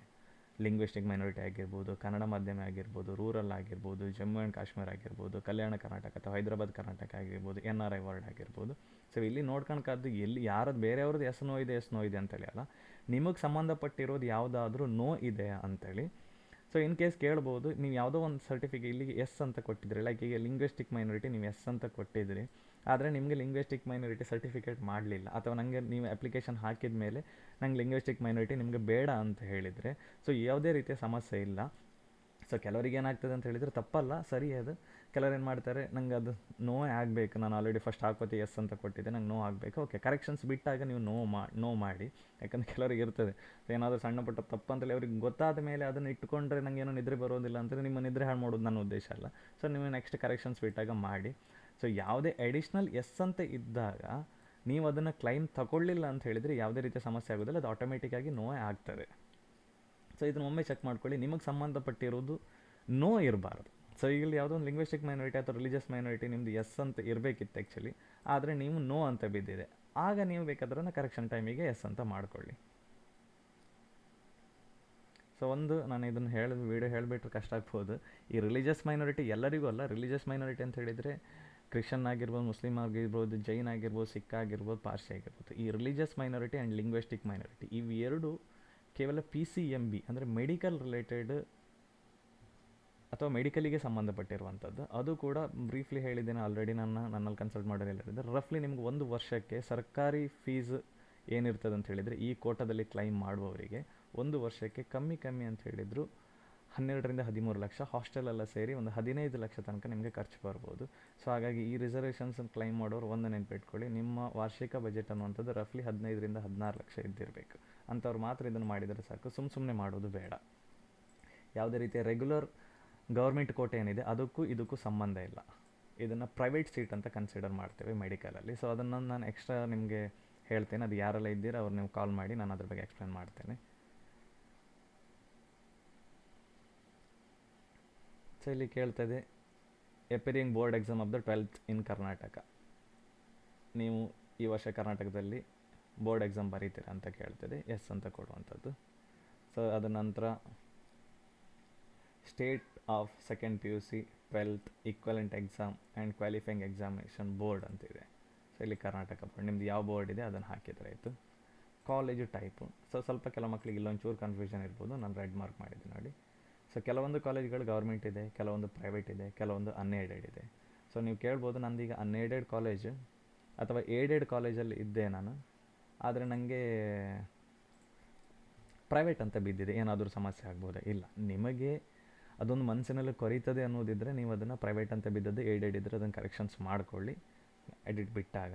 ಸೊ ಅದರಿಂದ ಬೇರೆ ಯಾವುದೇ ರೀತಿಯ ಸಮಸ್ಯೆಗಳಿರೋದಿಲ್ಲ. ಸೊ ಅದಕ್ಕೋಸ್ಕರ ನೀವು ಈ ಒಂದು ಅಮೂಲ್ಯ ಟೈಮನ್ನು, ಈ ಎಕ್ಸಾಮ್ ಹತ್ತಿರ ಇರುವಂಥ ಟೈಮ್ಗಳನ್ನು ಇಂಥ ವಿಷಯದಲ್ಲಿ ತಲೆ ಬಿಸಿ ಮಾಡಿಕೊಂಡು ಕಳಿಬೇಡಿ. ಅದ ನಂತರ ಬರುವಂಥದ್ದು ನಿಮ್ದು ಯಾವ ಬೋರ್ಡ್ ಅಂತೇಳಿ, 12th ಬೋರ್ಡ್ ಯಾವುದು ಅಂತೇಳಿ. ಸೊ ನಿಮ್ದು study district of the second PUC exam schedule in Karnataka ಯಾವ ಡಿಸ್ಟಿಕ್ ಅಂತೇಳಿ. ಸೊ ಇಲ್ಲಿ ಉಡುಪಿ ಅಂತಿದೆ. PU ಸ್ಟೂಡೆಂಟ್ ನಂಬರ್, ನಿಮ್ಮ ಪ್ರಾಕ್ಟಿಕಲ್ ಎಕ್ಸಾಮಿಗೆ ಕೊಟ್ಟಂಥ ನಂಬರ್ ಇದೆ, ನೋಡ್ಕೊಳ್ಳಿ. ಸೊ ಇಲ್ಲಿ ಒಂದು ಕ್ವಶನ್ ಇದೆ, ನೀವು ಕರ್ನಾಟಕ ರಾಜ್ಯದ ಪರೀಕ್ಷಾ ನಡೆಸುವ SSLC ಪರೀಕ್ಷೆಯಲ್ಲಿ ತೇರ್ಗಡೆಯಾಗಿರುವಿರಿ ಅಂತಿದೆ. ಇಲ್ಲಿ ನೋ ಇದೆ, ಕನ್ಫ್ಯೂಸ್ ಆಗಬೇಡಿ. ಯಾಕಂತ ಹೇಳಿದರೆ, ಸೊ ಇಲ್ಲಿ ನೋ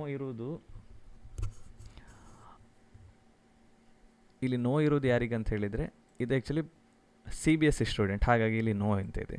ಸೊ ಸ್ಟೇಟ್ ಬೋರ್ಡಿನ ಸ್ಟೂಡೆಂಟ್ ಆದರೆ ಇಲ್ಲಿ ಎಸ್ ಅಂತ ಇರ್ತದೆ, ಅವರ SSLC ಮಾರ್ಕ್ಸ್ ಕಾರ್ಡ್ನ ರಿಜಿಸ್ಟ್ರೇಷನ್ ನಂಬರ್ ಇರ್ತದೆ.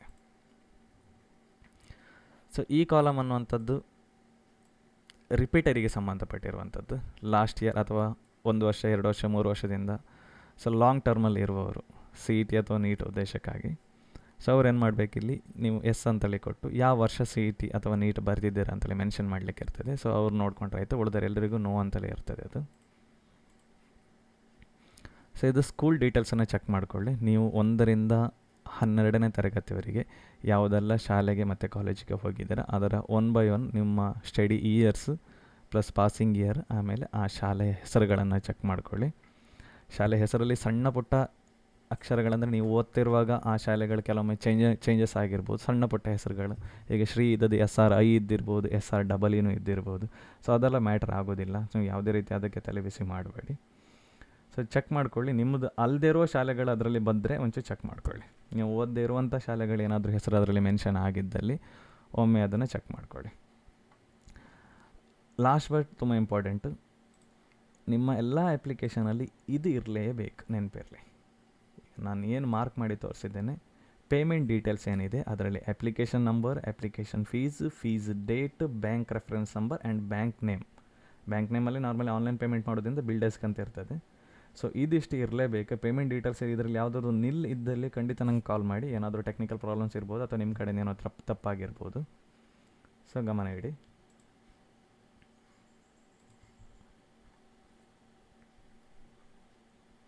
ಸೊ ಅದರ ನಂತರ ಇಲ್ಲಿ ಲಾಸ್ಟಲ್ಲಿ ಸಿಗ್ನೇಚರ್ ಇದೆ. ಫಸ್ಟ್ ಅಪ್ಲಿಕೇಶನ್ನ ಫಸ್ಟ್ ಪೇಜಲ್ಲಿ ಸಿಗ್ನೇಚರ್ ಇದೆ ಆ್ಯಂಡ್ ಲಾಸ್ಟಲ್ಲಿ ಒಂದು ಸಿಗ್ನೇಚರ್ ಇದೆ, ನೋಡ್ಕೊಳ್ಳಿ. ಸಿಗ್ನೇಚರ್ನ ನಿಮ್ಮ ಸಿಗ್ನೇಚರ್ ಆಗಿರ್ತದೆ, ಅದು ಅಪ್ಲಿಕೆಂಟಿನ ಸಿಗ್ನೇಚರ್ ಆಗಿರ್ತದೆ. ಸೊ ಇಲ್ಲಿ ಕೆಲವೊಂದು ಕ್ವಶನ್ಸ್ಗಳು ನಂಗೆ ಪೇರೆಂಟ್ ಕೇಳಿದ್ರು. ಏನಂತ ಹೇಳಿದರೆ, ಈ ಸಿಗ್ನೇಚರ್ ಕೆಲವೊಮ್ಮೆ 3ನೇ ಪೇಜಲ್ಲಿ ಅಂದರೆ ಮೇಲ್ಗಡೆ ಬಂದಿರ್ಬೋದು. ಇದೀಗ ಲಾಸ್ಟ್ 4th ಪೇಜ್ 5th ಪೇಜಲ್ಲಿ ಬಂದರೆ, ಸೊ ಪೇಜ್ ನಂಬರ್ ಇಲ್ಲಿ ಇದು ಕೆಳಗೆ ಬಂದು ಏನೋ ಸಣ್ಣ ಪುಟ್ಟ PDF ಅಲ್ಲ, ಅದು ಆ್ಯಕ್ಚುಲಿ PDF ಜನ್ರೇಟ್ ಆಗಿರುವಾಗ KA ಕಡೆಯಿಂದ ಅಂದರೆ KA ಟೆಕ್ನಿಕಲ್ ಪ್ರಾಬ್ಲಮ್ಸು. ಸೊ ಅದಕ್ಕೆಲ್ಲ ವರಿ ಮಾಡಬೇಡಿ. ಸಿಗ್ನೇಚರ್ ಎಲ್ಲಿ ಬಂದಿರೋಡಿಲ್ಲ, ಇದು ಮೇಲೆ ಬಂದಿರೋಡಿಲ್ಲ, ಕೆಳಗೆ ಬಂದಿರೋಡಿಲ್ಲ. ಸೊ ತುಂಬ ಇಂಪಾರ್ಟೆಂಟು, ಇದನ್ನು ಗಮನಿಸಿ. ನಿಮ್ಮ ಅಪ್ಲಿಕೇಶನ್ನ ಲಾಸ್ಟ್ ಪೇಜಲ್ಲಿದೆ ಆನ್ಲೈನ್ ಕ್ಲೈಮ್ ಸ್ಲಿಪ್. ಸೊ ಈ ಡಾಕ್ಯುಮೆಂಟ್ ವೆರಿಫಿಕೇಷನ್ ಬಗ್ಗೆ ನಾನು ವೀಡಿಯೋ ಮಾಡಲಿಕ್ಕೆ ಮೂಲ ಉದ್ದೇಶವೇ ಈ ಸ್ಲಿಪ್ಪಿನ ಬಗ್ಗೆ ನಿಮ್ಮ ಕನ್ಫ್ಯೂಷನ್ಗಳು ಇದ್ದಲ್ಲಿ ಅದು ಕ್ಲಿಯರ್ ಆಗಲಿ ಅಂತೇಳಿ. ಸೊ ಒಮ್ಮೆ ಚೆಕ್ ಮಾಡ್ಕೊಳ್ಳಿ. ಸೊ ಲಾಸ್ಟಲ್ಲಿದೆ, ಇದು ನೀವು ಏನೆಲ್ಲ ಕ್ಲೈಮ್ ಮಾಡಿದ್ದೀರಾ, ನಿಮಗೆ ಸಂಬಂಧಪಟ್ಟ ರಿಸರ್ವೇಷನ್ಸ್ ಆಗಿರ್ಬೋದು, ಇನ್ಕ್ಲೂಡಿಂಗ್ ಸ್ಟಡಿ ಡೀಟೇಲ್ಸ್ ಆಗಿರ್ಬೋದು, ರೂರಲ್ ಆಗಿರ್ಬೋದು, ಕನ್ನಡ ಆಗಿರ್ಬೋದು, ಜಾತಿ ಆಗಿರ್ಬೋದು, ಆದಾಯ ಆಗಿರ್ಬೋದು. ಸೊ ಎಲ್ಲದೂ ಕೂಡ ಇದರಲ್ಲಿದೆ. ಒಮ್ಮೆ ಚೆಕ್ ಮಾಡ್ಕೊಳ್ಳಿ. ನಿಮ್ಮ registration number, name, gender, date of birth, category, super numerary quota, Hyderabad Karnataka, Jammu and Kashmir migrate, special category. ಇಲ್ಲಿ ಸ್ಪೆಷಲ್ ಕ್ಯಾಟಗರಿ ಇದ್ದವ್ರದ್ದು ಇಲ್ಲಿ ಬರ್ತದೆ. ಫಿಸಿಕಲ್ ಹ್ಯಾಂಡಿಕ್ಯಾಪ್ಡ್ ಆಗಿರ್ಬೋದು, NCC ಆಗಿರ್ಬೋದು, ಸ್ಪೋರ್ಟ್ಸ್ ಆಗಿರ್ಬೋದು, ಎಕ್ಸ್ ಆರ್ಮಿ ಆಗಿರ್ಬೋದು, ಅಥವಾ ಆರ್ಮ್ಡ್ ಪರ್ಸನಲ್ಸ್ ಆಗಿರ್ಬೋದು. ಇದೆಲ್ಲದೂ ಕೂಡ ಸ್ಪೆಷಲ್ ಕ್ಯಾಟಗರಿಯಲ್ಲಿ ಬರ್ತದೆ. ನ್ಯಾಷನಾಲಿಟಿ ಆಗಿರ್ಬೋದು, ಮದರ್ ಟಂಗ್ ಆಗಿರ್ಬೋದು, ಕ್ಯಾಟಗರಿ ಆಗಿರ್ಬೋದು, ಕಾಸ್ಟ್ ನೇಮ್ ಆಗಿರ್ಬೋದು, ರಿಲಿಜಿಯಸ್ ಯಾವುದಿದೆ ಅಂತ ಬರ್ತದೆ, ಇನ್ಕಮ್ ಬರ್ತದೆ. ಸೊ ಇಲ್ಲಿ ನೋಡ್ಕೊಳ್ಳಿ, ಇದು ಎಷ್ಟು ಏನಿದೆ, ಇದು ಆ್ಯಕ್ಚುಲಿ ಜನರಲ್ ಕ್ಯಾಟಗರಿ ಇರೋದ್ರಿಂದ ಇಲ್ಲಿ GM ಅಂತಿದೆ, ಸೂಪರ್ ನ್ಯೂಮರರಿ ಕೋಟಾ ನೋ ಅಂತಿದೆ. ಸೊ ಕೆಲವ್ರದ್ದು ಜನರಲ್ ಕ್ಯಾಟಗರಿ ಇದ್ದವ್ರದ್ದು ಅವ್ರದ್ದು NCL ಸರ್ಟಿಫಿಕೇಟ್ ಕೊಟ್ಟವ್ರದ್ದು ಇಲ್ಲಿ ಸೂಪರ್ ನ್ಯೂಮರರಿ ಕೋಟಾ ಎಸ್ ಅಂತ ಇರ್ತದೆ. ಸೊ ಇದನ್ನೆಲ್ಲ ಒಂದ್ಸತಿ ಚೆಕ್ ಮಾಡ್ಕೊಳ್ಳಿ. ಸೊ ನಾನು ನೆಕ್ಸ್ಟ್ ಪೇಜಲ್ಲಿ ತೋರಿಸ್ತೀನಿ ನಿಮಗೆ. ಸೊ ಬೇರೆ ಕ್ಯಾಟಗರಿ ಇದ್ದವ್ರದ್ದು ಯಾವ ಥರ ಬರ್ತದೆ ಅಂತೇಳಿ. ಈಗ ಕ್ಯಾಟಗರಿ 2A ಅಂತಿದೆ, ಸೂಪರ್ ನ್ಯೂಮರರಿ ಕೋಟಾ ಎಸ್ ಅಂತಿದೆ, ಅವರ ಜಾತಿ ನೇಮ್ ಇದೆ ನೋಡಿ, ಹಿಂದೂ ಅಂತಿದೆ, ಇನ್ಕಮ್ ಅಂತಿದೆ, ಎಲಿಜಿಬಿಲಿಟಿ ಕ್ಲಾಸ್ ಕೋಡ್ A ಅಂತಿದೆ. ಸೊ ಈಗ 2 ಪಾಯಿಂಟನ್ನು ಇಲ್ಲಿ ನಿಮ್ಗೆ ಕ್ಲಿಯರ್ ಹೇಳ್ತೇನೆ. ಎಲಿಜಿಬಿಲಿಟಿ ಎ, ನಾನು 2 ಸತಿ ಹೇಳ್ತಿದ್ದೆ ಎಲಿಜಿಬಿಲಿಟಿ ಕ್ಲಾಸ್ ಎ ಅಂತೇಳಿ. ಸೊ ಈಗ ಕಾಲೇಜಿನಲ್ಲಿ ಡಾಕ್ಯುಮೆಂಟ್ ವೆರಿಫಿಕೇಷನ್ ಮಾಡುವವರು ಯಾರಲ್ಲ ಅಂತ ಹೇಳಿದರೆ ಎಲಿಜಿಬಿಲಿಟಿ ಕ್ಲಾಸ್ ಎ ಅವರು ಮಾತ್ರ. ಸೊ ಮತ್ತು ಬೇರೆ ಯಾರೂ ಕೂಡ ಕಾಲೇಜಲ್ಲಿ ವೆರಿಫಿಕೇಷನ್ ಮಾಡಲಿಕ್ಕೆ ಆಗೋದಿಲ್ಲ. ಎಲಿಜಿಬಿಲಿಟಿ ಬಿ ಇಂದ ಹಿಡಿದು ವೈ ತನಕ ಇದೆ, ಅವರೆಲ್ಲರೂ ಕೂಡ ಕೆ ಎಗೆ ಹೋಗಬೇಕು. ಸೊ ಎಲಿಜಿಬಿಲಿಟಿ ಕ್ಲಾಸ್ ಬಗ್ಗೆ ಕನ್ಫ್ಯೂಷನ್ ಇರುವವರು ನಂಗೆ ಕಾಲ್ ಮಾಡಿ. ಎಲಿಜಿಬಿಲಿಟಿ ಬಿ ಇರುವವರು, ಸೊ ಇಲ್ಲಿ ಇದು ಕೇವಲ ಎಗೆ ಸಂಬಂಧಪಟ್ಟಿರೋದು ಮಾತ್ರ. ಸೊ ಈಗ ನೀವು ಕಾಲೇಜಲ್ಲಿ ಯಾವುದೆಲ್ಲ ಡಾಕ್ಯುಮೆಂಟ್ಗಳನ್ನು ವೆರಿಫಿಕೇಷನ್ ಮಾಡಬೇಕು ಅನ್ನೋದ್ರ ಬಗ್ಗೆ ಸೊ ಇಲ್ಲಿ ಕ್ಲಿಯರ್ ಕಟ್ಟಾಗಿ ಹೇಳ್ತೇನೆ, ಕನ್ಫ್ಯೂಷನ್ ಆಗಬೇಡಿ. ಯಾರೆಲ್ಲ ವೆರಿಫಿಕೇಷನ್ ಮಾಡಬೇಕಂತ ಹೇಳಿದರೆ, ಇಲ್ಲಿ ನೀವು ಫಸ್ಟ್ ಪಾಯಿಂಟನ್ನು ಗಮನಿಸಿ. ಸ್ಟಡಿ ಇಯರ್ಸ್ ಇನ್ ಕರ್ನಾಟಕ ಅಂತಿದೆ. ಸೊ ಅದು ನೀವು ಕ್ಲೈಮ್ ಎಷ್ಟು ವರ್ಷ ಅಂತ ನೀವು ಕರ್ನಾಟಕದಲ್ಲಿ ಓದಿರೋ ಡೀಟೇಲ್ಸ್ ಕೊಟ್ಟಿದ್ರ. ಹಾಗೆ ವೆರಿಫೈಡ್ ಅಂತ ಬಂದಿದೆ, ಇಲ್ಲಿ ಸ್ಯಾಟ್ಸ್ ವೆರಿಫೈಡ್ ಅಂತಲೂ ಕೂಡ ಬಂದಿದೆ. ಸೊ ಇಲ್ಲಿ ಎಷ್ಟು ವೆರಿಫೈ ಆಗಿದೆ ಅಂತ ನೋಡ್ಕೊಳ್ಳಿ. ಇಲ್ಲಿ ನಿಮ್ಮ ಸ್ಟಡಿ ಡೀಟೇಲ್ಸ್ ಅನ್ನುವಂಥದ್ದು 7 ವರ್ಷದಕ್ಕಿಂತ ಕಡಿಮೆ ಅಂತ ಹೇಳಿದರೆ 6 ವರ್ಷ, 1 ರಿಂದ 6 ವರ್ಷ ತನಕ ಬಂದರೆ, ಇಲ್ಲಿ ನೆನ್ಕೊಳ್ಳಿ 6 ವರ್ಷ ತನಕ ಇದ್ದರೆ ನೀವು ಕಂಪಲ್ಸರಿಯಾಗಿ ವೆರಿಫಿಕೇಷನ್ ಮಾಡಿಕೊಡ್ಬೇಕಾಗ್ತದೆ. ಸೊ ಈಗ ಕೇಳ್ಬೋದು ನೀವು, ಇದೇ ಹುಡುಗಂದು ಈಗ ಕ್ಲೈಮ್ಡ್ 12 ಇದೆ, ವೆರಿಫೈಡ್ 10 ಇದೆ, ರಿಮಾರ್ಕಲ್ಲಿ ಸ್ಯಾಟ್ಸ್ ವೆರಿಫೈಡ್ 10 ಇದೆ, ಈ ಹುಡುಗಂಗೆ ವೆರಿಫೈ ಮಾಡಲಿಕ್ಕೆ ಇಲ್ವಾ ಅಂತಲ್ಲಿ ಕೇಳ್ಬೋದು. ಇಲ್ಲ, ಈ ಹುಡುಗಂದು ವೆರಿಫೈ ಮಾಡಲಿಕ್ಕೆ ಇಲ್ಲ, ಯಾವುದು ಸ್ಟಡಿ ಡೀಟೇಲ್ಸನ್ನು ವೆರಿಫೈ ಮಾಡಲಿಕ್ಕಿಲ್ಲ. ಯಾಕಂದರೆ ಅದು ಆಲ್ರೆಡಿ ಸ್ಟಡಿ ಡೀಟೇಲ್ಸ್ ನಮಗೆ ಬೇಕಾಗಿರುವಂಥದ್ದು ಎಲಿಜಿಬಿಲಿಟಿ ಎಗೆ 7 ವರ್ಷ ಇದ್ದರೆ ಸಾಕು. ಬಟ್ 10 ವರ್ಷ ಆಗಿದೆ, ಸೊ ವೆರಿಫಿಕೇಷನ್ ಆಗತ್ತೇ ಇಲ್ಲ. ಆದರೆ ಈ ಹುಡುಗ ಮಾಡಬೇಕಾಗ್ತದೆ. ಯಾಕಂತ ಹೇಳಿದರೆ ಈ ಸ್ಟಡಿ ಡೀಟೇಲ್ಸ್ ಜೊತೆಗೆ ನಿಮ್ಮ ಬೇರೆ ಯಾವುದಾದ್ರೂ ರಿಸರ್ವೇಷನ್ ಈ 5 ಡಾಕ್ಯುಮೆಂಟಲ್ಲಿ, ಈಗ 2ನೇದು study year in Kannada medium ಅಂತಿದೆ, ಸ್ಟಡಿ ಇಯರ್ ಇನ್ ರೂರಲ್ ಅಂತಿದೆ, study year for linguistic claim ಅಂತಿದೆ, study year for religious claim ಅಂತಿದೆ. ಸೊ ನೀವು ಇದರಲ್ಲಿ ಈ ಫಸ್ಟ್ ಅನ್ನುವಂಥದ್ದು ನೀವು ಕ್ಲೈಮ್ ಮಾಡಿರೋದಲ್ಲ, ಅದು ಆಟೋಮೆಟಿಕ್ಕಾಗಿ ನೀವು ಕರ್ನಾಟಕದಲ್ಲಿ ಇಂತಿಷ್ಟು ವರ್ಷ ಓದಲೇಬೇಕಂತ ಇರ್ತದೆ, ಅದು ಬಂದಿರ್ತದೆ. ಸೊ ಇದರ ಜೊತೆಗೆ ನೀವು ಯಾವುದೂ ಕ್ಲೈಮ್ ಮಾಡಲಿಲ್ಲ ಅಂದರೆ, ನಿಮ್ಮದು ಕನ್ನಡ ಮೀಡಿಯಮ್ ಇಲ್ಲ, ರೂರಲ್ ಇಲ್ಲ, ಲಿಂಗ್ವಿಸ್ಟಿಕ್ ಮೈನಾರಿಟಿ ಇಲ್ಲ, ರಿಲಿಜಿಯಸ್ ಮೈನಾರಿಟಿ ಇಲ್ಲ. ಸೊ ಅಂಥವ್ರು ಏನು ಮಾಡಬೇಕಂತ ಹೇಳಿದರೆ, ಅವರದ್ದು ಸ್ಟ್ಯಾಟ್ಸ್ ಇಲ್ಲಿ 7 ಇಯರ್ಸ್ ಅಥವಾ ಅದಕ್ಕಿಂತ ಹೆಚ್ಚಿದ್ದರೆ ನೀವು ಕಾಲೇಜಿಗೆ ಹೋಗಿ ವೆರಿಫೈ ಮಾಡುವಂಥ ಅಗತ್ಯ ಇಲ್ಲ. ಪುನಃ ಹೇಳ್ತೇನೆ ಕೇಳಿ, ಯಾರೆಲ್ಲ ಕಾಲೇಜಿಗೆ ಹೋಗಿ ವೆರಿಫೈ ಮಾಡುವಂಥ ಅಗತ್ಯ ಇಲ್ಲ ಅಂತ ಹೇಳಿದರೆ, ಕನ್ನಡ ಮೀಡಿಯಮ್ ಇರಬಾರ್ದು, ರೂರಲ್ ಇರಬಾರ್ದು, ಲಿಂಗ್ವಿಸ್ಟಿಕ್ ಮೈನಾರಿಟಿ ಇರಬಾರ್ದು, ರಿಲಿಜಿಯಸ್ ಮೈನಾರಿಟಿ ಇರಬಾರ್ದು ಅವರದ್ದು. ಆದರೆ ಅವರ ಕ್ಲೈಮೇಟ್ ಸರ್ಟಿಫಿಕೇಟಲ್ಲಿ ಸ್ಯಾಟ್ಸ್ ವೆರಿಫೈಡ್ 7 ಅಥವಾ 7ಕ್ಕಿಂತ ಹೆಚ್ಚು ಇದ್ದಲ್ಲಿ ನೀವು ಕಾಲೇಜಿಗೆ ಹೋಗಿ ವೆರಿಫೈ ಮಾಡುವಂಥ ಅಗತ್ಯ ಇಲ್ಲ. ಆದರೆ ನಿಮ್ಮ ಕಾಲೇಜಲ್ಲಿ ವೆರಿಫೈ ಮಾಡ್ತಾ ಇದ್ದಾರೆ, ಎಲ್ಲರದ್ದು ಕೂಡ ಮಾಡ್ತಾ ಇದ್ದಾರೆ ಅಂತ ಹೇಳಿದರೆ ಅದು ಕೂಡ ತಪ್ಪಿಲ್ಲ, ನೀವು ವೆರಿಫೈ ಮಾಡ್ಬೋದು. ಸೊ ಇಲ್ಲಿ ನೀವು ಇದೇ ಸ್ಟೂಡೆಂಟಿಂದ ವೆರಿಫೈ ಮಾಡಿದರೆ ನಂತರ ಇದು ಸ್ಯಾಟ್ಸ್ ವೆರಿಫೈಡ್ ಇದು 10 ಅಂತ ಬರುತ್ತೆ, 10 ಇದೆ ಅಲ್ಲ, ಅದು ಹೋಗಿ 12 ಇಯರ್ಸ್ ವೆರಿಫೈಡ್ ಬೈ ಕಾಲೇಜ್ ಅಂತಲ್ಲಿ ಬರ್ತದೆ. ಸೊ ಕ್ಲಿಯರ್ ಆಗಿದೆ ಅಂದ್ಕೊಂಡಿದ್ದೀನಿ. ಸೊ ಯಾರೆಲ್ಲ ಕಂಪಲ್ಸರಿ ವೆರಿಫೈ ಮಾಡಲೇಬೇಕಂತ ಹೇಳಿದರೆ, ಇಲ್ಲಿ ವೆರಿಫೈಡಲ್ಲಿ 7ಕ್ಕಿಂತ ಬಿಲೋ ಇದ್ದವರು ಮತ್ತು ವೆರಿಫೈಡಲ್ಲಿ ಎಷ್ಟೇ ಇರಲಿ ಸ್ಟಡಿ ಡೀಟೇಲ್ಸ್ ಜೊತೆಗೆ ಕನ್ನಡ ಮಾಧ್ಯಮ, rural, linguistic minority, religious minority ಇದರಲ್ಲಿ ಯಾವುದಾದ್ರು ಒಂದನ್ನು ಕ್ಲೈಮ್ ಕೊಟ್ಟಿರೋರು ಅಥವಾ ಎಲ್ಲದನ್ನೂ ಕ್ಲೈಮ್ ತಗೊಂಡಿರುವವರು, ನೀವು ನಿಮ್ಮ ಕರ್ನಾಟಕದಲ್ಲಿ 10 ವರ್ಷ ಸ್ಟಡಿ ಮಾಡಿದ್ರ ಬಗ್ಗೆ ವೆರಿಫೈ ಆಗಲೇಬೇಕು. ಪ್ಲಸ್ ನಿಮ್ಮ ರೂರಲ್, ಕನ್ನಡ ಮೀಡಿಯಮ್, ರಿಲಿಜಿಯಸ್ ಹಾಗೂ ಲಿಂಗ್ವಿಸ್ಟಿಕ್ ಮೈನಾರಿಟಿ ಇದನ್ನು ಕೂಡ ನೀವು ವೆರಿಫೈ ಮಾಡಬೇಕಾಗ್ತದೆ. ಸೊ ಏನೆಲ್ಲ ಡಾಕ್ಯುಮೆಂಟ್ ತಗೊಂಡು ಹೋಗಬೇಕಾಗ್ತದೆ? ಸೊ ಸ್ಟಡಿ ಡೀಟೇಲ್ಸ್ ವೆರಿಫೈ ಮಾಡೋದಕ್ಕೂ ನೀವು 1 to 12 ತನಕ ಸ್ಟಡಿ ಸರ್ಟಿಫಿಕೇಟ್ ತಗೊಂಡು ಹೋದ್ರೆ ಆಯಿತು. ಸ್ಟಡಿ ಸರ್ಟಿಫಿಕೇಟಿಗೆ BO ಸಿಗ್ನೇಚರ್ ಕಂಪಲ್ಸರಿ ಇಲ್ಲ, ನೀವು ನಿಮ್ಮ ಕಾಲೇಜಲ್ಲೇ ಕನ್ಸಲ್ಟ್ ಮಾಡಿ. ಸೊ ಕೆಲವು ಕಾಲೇಜಲ್ಲಿ BO ಸಿಗ್ನೇಚರ್ ಕಂಪಲ್ಸರಿ ಕೇಳಿದರೆ ನೀವು ಮಾಡಬೇಕಾಗ್ತದೆ, ಡಿಪೆಂಡ್ ಆದ ಅಪ್ ಟು ಕಾಲೇಜಿಗೆ ಸಂಬಂಧಪಟ್ಟಿರುವಂಥದ್ದು, ನಾನು ಹೇಳುವಂಥದ್ದಲ್ಲ. ಸೊ ಕನ್ನಡ ಮೀಡಿಯಮ್ ಸರ್ಟಿಫಿಕೇಟಿಗೆ BO ಸಿಗ್ನೇಚರ್ ಕಂಪಲ್ಸರಿ ಬೇಕೇ ಬೇಕು. ರೂರಲ್ ಸರ್ಟಿಫಿಕೇಟ್ ಇದ್ದರೂ BO ಸಿಗ್ನೇಚರ್ ಕಂಪಲ್ಸರಿ ಬೇಕೇ ಬೇಕು. ಹಾಗೆ ಲಿಂಗ್ವಿಸ್ಟಿಕ್ ಮೈನಾರಿಟಿ ಇದ್ದರೆ ಅದಕ್ಕೆ ಅನೆಕ್ಷರ್ 5 and 5A ಅಂತಿದೆ, ಅನುಬಂಧ 5 ಹಾಗೂ ಅನುಬಂಧ 5A ಇವೆರಡಕ್ಕೂ ಕೂಡ ಕಾಲೇಜಿನ ನಿಮ್ಮ ಹೈಸ್ಕೂಲಿನ ಸಿಗ್ನೇಚರ್, ಕಾಲೇಜಿನ ಸಿಗ್ನೇಚರ್ ಹಂಗೆ BO ಸಿಗ್ನೇಚರ್ ಹಾಗೆ DDPA ಸಿಗ್ನೇಚರ್. ಸೊ ಇದನ್ನು ನೀವು ಕನ್ಫ್ಯೂಷನ್ ಇದ್ದರೆ ಲಿಂಗ್ವಿಸ್ಟಿಕ್ ಮೈನಾರಿಟಿಯವ್ರು ನಂಗೆ ಕಾಲ್ ಮಾಡಿ ಯಾವುದೆಲ್ಲ ಡಾಕ್ಯುಮೆಂಟ್ ತೊಗೊಂಡು ಹೋಗ್ಬೇಕಂತೇಳಿ. Study years in religious claim ಏನಿದೆ ಇದಕ್ಕೆ ಏನೆಲ್ಲ ಬೇಕಾಗ್ತದೆ ಅಂತ ಹೇಳಿದರೆ, ನಿಮ್ಮ ಹತ್ರ ರಿಲಿಜಿಯಸ್ ಮೈನಾರಿಟಿ, ನಿಮ್ಮ ಜಾತಿ ಸರ್ಟಿಫಿಕೇಟ್ ಅಲ್ಲ, ಮತ್ತೊಮ್ಮೆ ಕ್ಲಾರಿಫೈ ಮಾಡ್ತಿದ್ದೇನೆ, ಜಾತಿ ಸರ್ಟಿಫಿಕೇಟ್ ಅಲ್ಲ, ರಿಲಿಜಿಯಸ್ ಮೈನಾರಿಟಿ ಅಂತ ಒಂದು ಸರ್ಟಿಫಿಕೇಟ್ ಇದೆ. ಆ ರಿಲಿಜಿಯಸ್ ಸರ್ಟಿಫಿಕೇಟನ್ನು ಜೊತೆಗೆ ಎನೆಕ್ಷರ್ 4 ಅಂತ ಬರ್ತದೆ. ಆ ಎನೆಕ್ಷರ್ 4 ಕೂಡ ನೀವು ಸಬ್ಮಿಟ್ ಮಾಡಬೇಕಾಗ್ತದೆ. ಸೊ ಎನೆಕ್ಷರ್ 4 ಕೆಲವೊಂದು ಕಾಲೇಜಲ್ಲಿ ತಗೊಳ್ಳದೆ ಇಲ್ಲದೆ ಇರ್ಬೋದು. So no issue, up to ಕಾಲೇಜಿಗೆ ಸಂಬಂಧಪಟ್ಟಿರುವಂಥದ್ದು. ಅವರು ಎನೆಕ್ಷರ್ 4 ಇಲ್ಲದೆ ನಿಮ್ಮ ರಿಲಿಜಿಯಸ್ ಮೈನಾರಿಟಿ ಸರ್ಟಿಫಿಕೇಟ್ ಥ್ರೂ ಅವರು ಮಾಡಿದರೂ ಕೂಡ ತಪ್ಪಲ್ಲ. ಸೊ ಆದರೆ ನಿಮ್ಮ ಎನೆಕ್ಷರ್ 4 ಸಬ್ಮಿಟ್ ಮಾಡೋದು ಒಳ್ಳೆಯದು. ಆಲ್ರೆಡಿ ಸಬ್ಮಿಟ್ ಆಗಿದ್ದವರು ತೊಂದರೆ ಇಲ್ಲ, ನೀವು ಆದರೆ ಅದನ್ನು ಎನೆಕ್ಷರ್ 4 ನಿಮ್ಮ ಕಾಲೇಜಿಗೆ ಮಗಳ ಎಕ್ಸಾಮ್ ಆದಮೇಲೆ ಆದರೂ ಅಡ್ಡಿಲ್ಲ, ಅದನ್ನೊಂದು ಅವರಿಗೆ ಕಾಲೇಜಿಗೆ ಕೊಟ್ಟಿದ್ರೆ ಆಯ್ತು ಅಷ್ಟೇ, ಅವರ ವೆರಿಫಿಕೇಷನ್ ಪರ್ಪಸ್ಸಿಗೋಸ್ಕರ, ಮುಂದೆ ಯಾವುದೇ ಸಮಸ್ಯೆಗಳಾಗಬಾರ್ದು ಅನ್ನೋ ಉದ್ದೇಶದಿಂದ. ಸೊ ಒಂದು ಇಂಪಾರ್ಟೆಂಟ್ ಪಾಯಿಂಟನ್ನು ಮಿಸ್ ಮಾಡಿದೆ.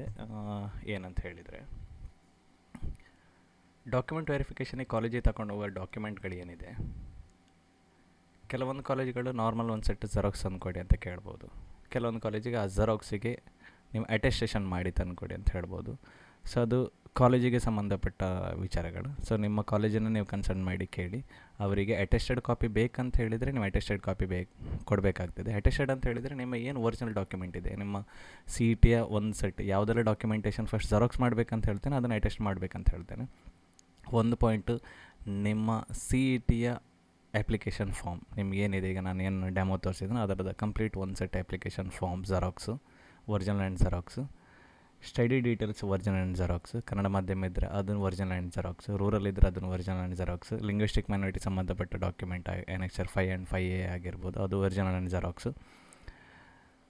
ಸ್ಟಡಿ ಇಯರ್ಸ್ ಏನು ರಿಲಿಜಿಯಸ್ ಕ್ಲೈಮ್ ತೊಗೊಳ್ತೀರಾ ಅದ್ರದ್ದು religious certificate plus annexure 4, so ಇದ್ರದ್ದು ಒರಿಜಿನಲ್ ಆ್ಯಂಡ್ ಜೆರಾಕ್ಸ್. ಸೊ ಈ ಒಂದು ಸೆಟ್ ಜೆರಾಕ್ಸಿಗೆ ನೀವು ಯಾವುದಾದ್ರೂ A or B gazetted officer ಅಂತ ಹೇಳಿದರೆ, ನಿಮ್ಗೆ ಅರ್ಥ ಆಗೋಂಗೆ ಹೇಳ್ತೇನೆ. ಒಂದು ಯಾವುದಾದ್ರೂ ಗೌರ್ಮೆಂಟ್ ಡಾಕ್ಟರ್ ಆಗ್ತದೆ, ಆಯುರ್ವೇದಿಕ್ ಡಾಕ್ಟರ್ ಆಗಿರ್ಬೋದು ಅಥವಾ ಅಲೋಪತಿಕ್ ಡಾಕ್ಟರ್ ಆಗಿರ್ಬೋದು, ತಹಶೀಲ್ದಾರ್ ಆಗ್ತದೆ, ಗೌರ್ಮೆಂಟ್ ಶಾಲೆ ಪ್ರಿನ್ಸಿಪಲ್ಸ್ ಆಗ್ತದೆ, ಗೌರ್ಮೆಂಟ್ ಹೈಸ್ಕೂಲಿನ HM ಸರ್ಸ್ ಇದು ಆಗ್ತದೆ. ಸೊ ಯಾರೂ ನಿಮಗೆ ಸಿಗ್ನೇಚರ್ ಹಾಕಲಿಕ್ಕೆ ಅನುಕೂಲ ಆಗಲಿಲ್ಲ, ಅಥವಾ ನಿಮ್ಮ ಹತ್ತಿರದಲ್ಲಿ ವೆಟರ್ನರಿ ಡಾಕ್ಟರ್ಸ್ಗಳಿರ್ತಾರೆ, ಅವ್ರದ್ದು ಕೂಡ ಆಗ್ತದೆ. ಸೊ ಯಾರೂ ಸಿಗಲಿಲ್ಲ ಅಂತ ಹೇಳಿದರೆ ನೋಟ್ರಿ ಲಾಯರ್ ಹತ್ರ ಹೋಗಿ ನೋಟ್ರಿ ಅಟೆಸ್ಟೆಡ್ ಮಾಡಿಸಿ. ಸೊ ಬೇರೆಲ್ಲ ಸಿಗ್ನೇಚರ್ಗಳಿಗೆ ಚಾರ್ಜಸ್ ತಗೊಳ್ಳೋದಿಲ್ಲ, ನೋಟ್ರಿ ಆದರೆ ಅವರು ಒಂದು ಸಿಗ್ನೇಚರ್ಗಿಂತ ಚಾರ್ಜ್ ತಗೊಳ್ತಾರೆ, ಅಷ್ಟೇ ಡಿಫ್ರೆನ್ಸು. ಸೊ ನಿಮ್ಗೆ ಅನುಕೂಲ ಆದವ್ರು ಇಂಥವ್ರದ್ದೇ ಮಾಡ್ಕೊಳ್ಬೇಕಂತಿಲ್ಲ, ನಿಮ್ಗೆ ಅನುಕೂಲ ಆದವ್ರದ್ದು ಮಾಡ್ಬೋದು. ಸೊ ಇದರಲ್ಲಿ ಒಂದು ಕನ್ಫ್ಯೂಷನ್ ಇದೆ, ಏನಂತ ಹೇಳಿದ್ರೆ ನಿಮ್ಮ ಕಾಲೇಜಿನ ಪ್ರಿನ್ಸಿಪಲ್ ಅಟೆಸ್ಟೇಷನು ಆಗ್ತದೆ, ಆದರೆ ವೆರಿಫಿಕೇಷನು ಕೂಡ ಅವರೇ ಮಾಡೋದ್ರಿಂದ ಅವರೇ ಸಿಗ್ನೇಚರ್ ಹಾಕಿ ಅವರೇ ವೆರಿಫೈ ಮಾಡೋದು ಅಷ್ಟು ಸಮಂಜಸ ಅಲ್ಲ. ಹಾಗಾಗಿ ಅವರು ಅಟೆಸ್ಟೇಷನನ್ನು ಹೊರಗಡೆ ಮಾಡಿ ತನ್ನಿ ಅಂತ ಹೇಳ್ತಾರೆ. ಅಂದರೆ ಈಗ ಅವರೇ ಸಿಗ್ನೇಚರ್ ಹಾಕಿ ಅವರೇ ವೆರಿಫೈ ಮಾಡೋದಾದರೆ ಸಿಗ್ನೇಚರ್ ಹಾಕುವಂಥ ಅಗತ್ಯ ಇಲ್ಲ. ಸೊ ವೆರಿಫಿಕೇಷನ್ ಒಂದು ಸೆಟ್ ಜೆರಾಕ್ಸ್ ಇಟ್ಕೊಳ್ಳೋದು ಯಾಕಂತ ಹೇಳಿದರೆ, ನಂತರದ ಕಾಲದಲ್ಲಿ KE ಅವರು ಕಾಲೇಜಿಗೆ ಏನಾದರೂ ಕೇಳಿದರೆ, ನೀವು ಯಾವ ಆಧಾರದ ಮೇಲೆ ವೆರಿಫಿಕೇಷನ್ ಮಾಡಿದ್ರಿ ಅಂತ ಕೇಳಿದರೆ, ಸೊ ಕಾಲೇಜ್ನವರಿಗೆ ನಾನು ಇಂತಿಂಥ ಡಾಕ್ಯುಮೆಂಟ್ ತೊಗೊಂಡು ವೆರಿಫೈ ಮಾಡಿದ್ದೇನಂತಲ್ಲಿ ತೋರಿಸ್ಲಿಕ್ಕೆ ಒಂದು ಬೇಕಲ್ಲ. ಸೊ ಆ ಉದ್ದೇಶದಿಂದ ಅವರು ಜೆರಾಕ್ಸನ್ನು ಕೇಳುವಂಥದ್ದು. ಸೊ ಒರಿಜಿನಲನ್ನು ನೀವು ತೋರಿಸುವಂಥದ್ದು, ಒರಿಜಿನಲ್ ತೋರಿಸಿ ನಿಮಗೆ ವಾಪಸ್ ಕೊಡ್ತಾರೆ. ಸೊ ಜೆರಾಕ್ಸನ್ನು ಒಂದು ಸೆಟ್ಟನ್ನು ವಿತ್ ಅಟೆಸ್ಟೆಡ್ ಕಾಪಿ ಕಾಲೇಜವ್ರು ಇಟ್ಕೊಳ್ತಾರೆ. ಅದು ಅಪ್ ಟು ಕಾಲೇಜಿಗೆ ಸಂಬಂಧಪಟ್ಟಿರುವಂಥದ್ದು. ಅವರಿಗೆ ಅಟೆಸ್ಟೆಡ್ ಬೇಡ ಅಂತ ಹೇಳಿದರೆ ನೋ ಇಶ್ಯೂ, ನೀವು ಅಟೆಸ್ಟೆಡ್ ಮಾಡಬೇಕಂತಿಲ್ಲ. ನೀವು ಕಾಲೇಜಿಗೆ ಫೋನ್ ಮಾಡಿ ಕೇಳಿ ನೀವು ಹೋಗುವಾಗ ಅಟೆಸ್ಟೆಡ್ ಬೇಕಾ ಬೇಡ ಅಂತೇಳಿ. ಇಲ್ಲ ಅಟೆಸ್ಟೇಷನ್ ಆಲ್ರೆಡಿ ಮಾಡದಿದ್ದರೆ ತೊಂದರೆ ಇಲ್ಲ. ಸೊ ಆಲ್ರೆಡಿ ಮಾಡದಿದ್ದರೆ ನಮ್ಮ ಕಾಲೇಜ್ನವ್ರಿಗೆ ಬೇಡ ಅಂತಿದ್ದಾರೆ, ನಾನು ಮಾಡಿ ಆಯ್ತಿಲ್ಲ, ಅದೇ ನೋ ಇಶ್ಯೂ. ನೀವು ಎಲ್ಲರೂ ಮಾಡಿದರೂ ಅನುಕೂಲ, ಬಟ್ ಕೆಲವರಿಗೆ ಬೇಡದಿದ್ದರೆ ನೀವು ಅದನ್ನು ಮಾಡುವಂಥ ತ್ರಾಸು ತೊಗೊಳ್ಳೋದು ಬೇಡ ಅಂತೇಳಿ ಅಷ್ಟೇ.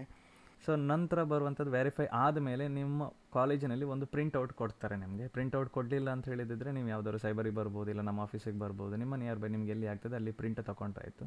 ಸೊ ಪ್ರಿಂಟ್ ತೊಗೊಂಡಾಗ ಏನಿರ್ತದೆ ಅಂತ ಹೇಳಿದರೆ, ಇಲ್ಲಿ ಜಸ್ಟ್ ನೋಡಿ, ಇಲ್ಲಿ ಸ್ಟಡಿ ಇಯರ್ಸ್ ಇನ್ ಕರ್ನಾಟಕ ಅಂತಿದೆ, ಅವ್ನು 12 ಅಂತ ಕ್ಲೈಮ್ ಮಾಡಿದ್ದಾನೆ, ವೆರಿಫೈಡ್ 12 ಅಂತ ಬಂದಿದೆ, ವೆರಿಫೈಡ್ ಬೈ ಕಾಲೇಜ್ ಅಂತ ಬರ್ತಿದೆ ನೋಡಿ, ವೆರಿಫೈಡ್ ಬೈ ಕಾಲೇಜ್.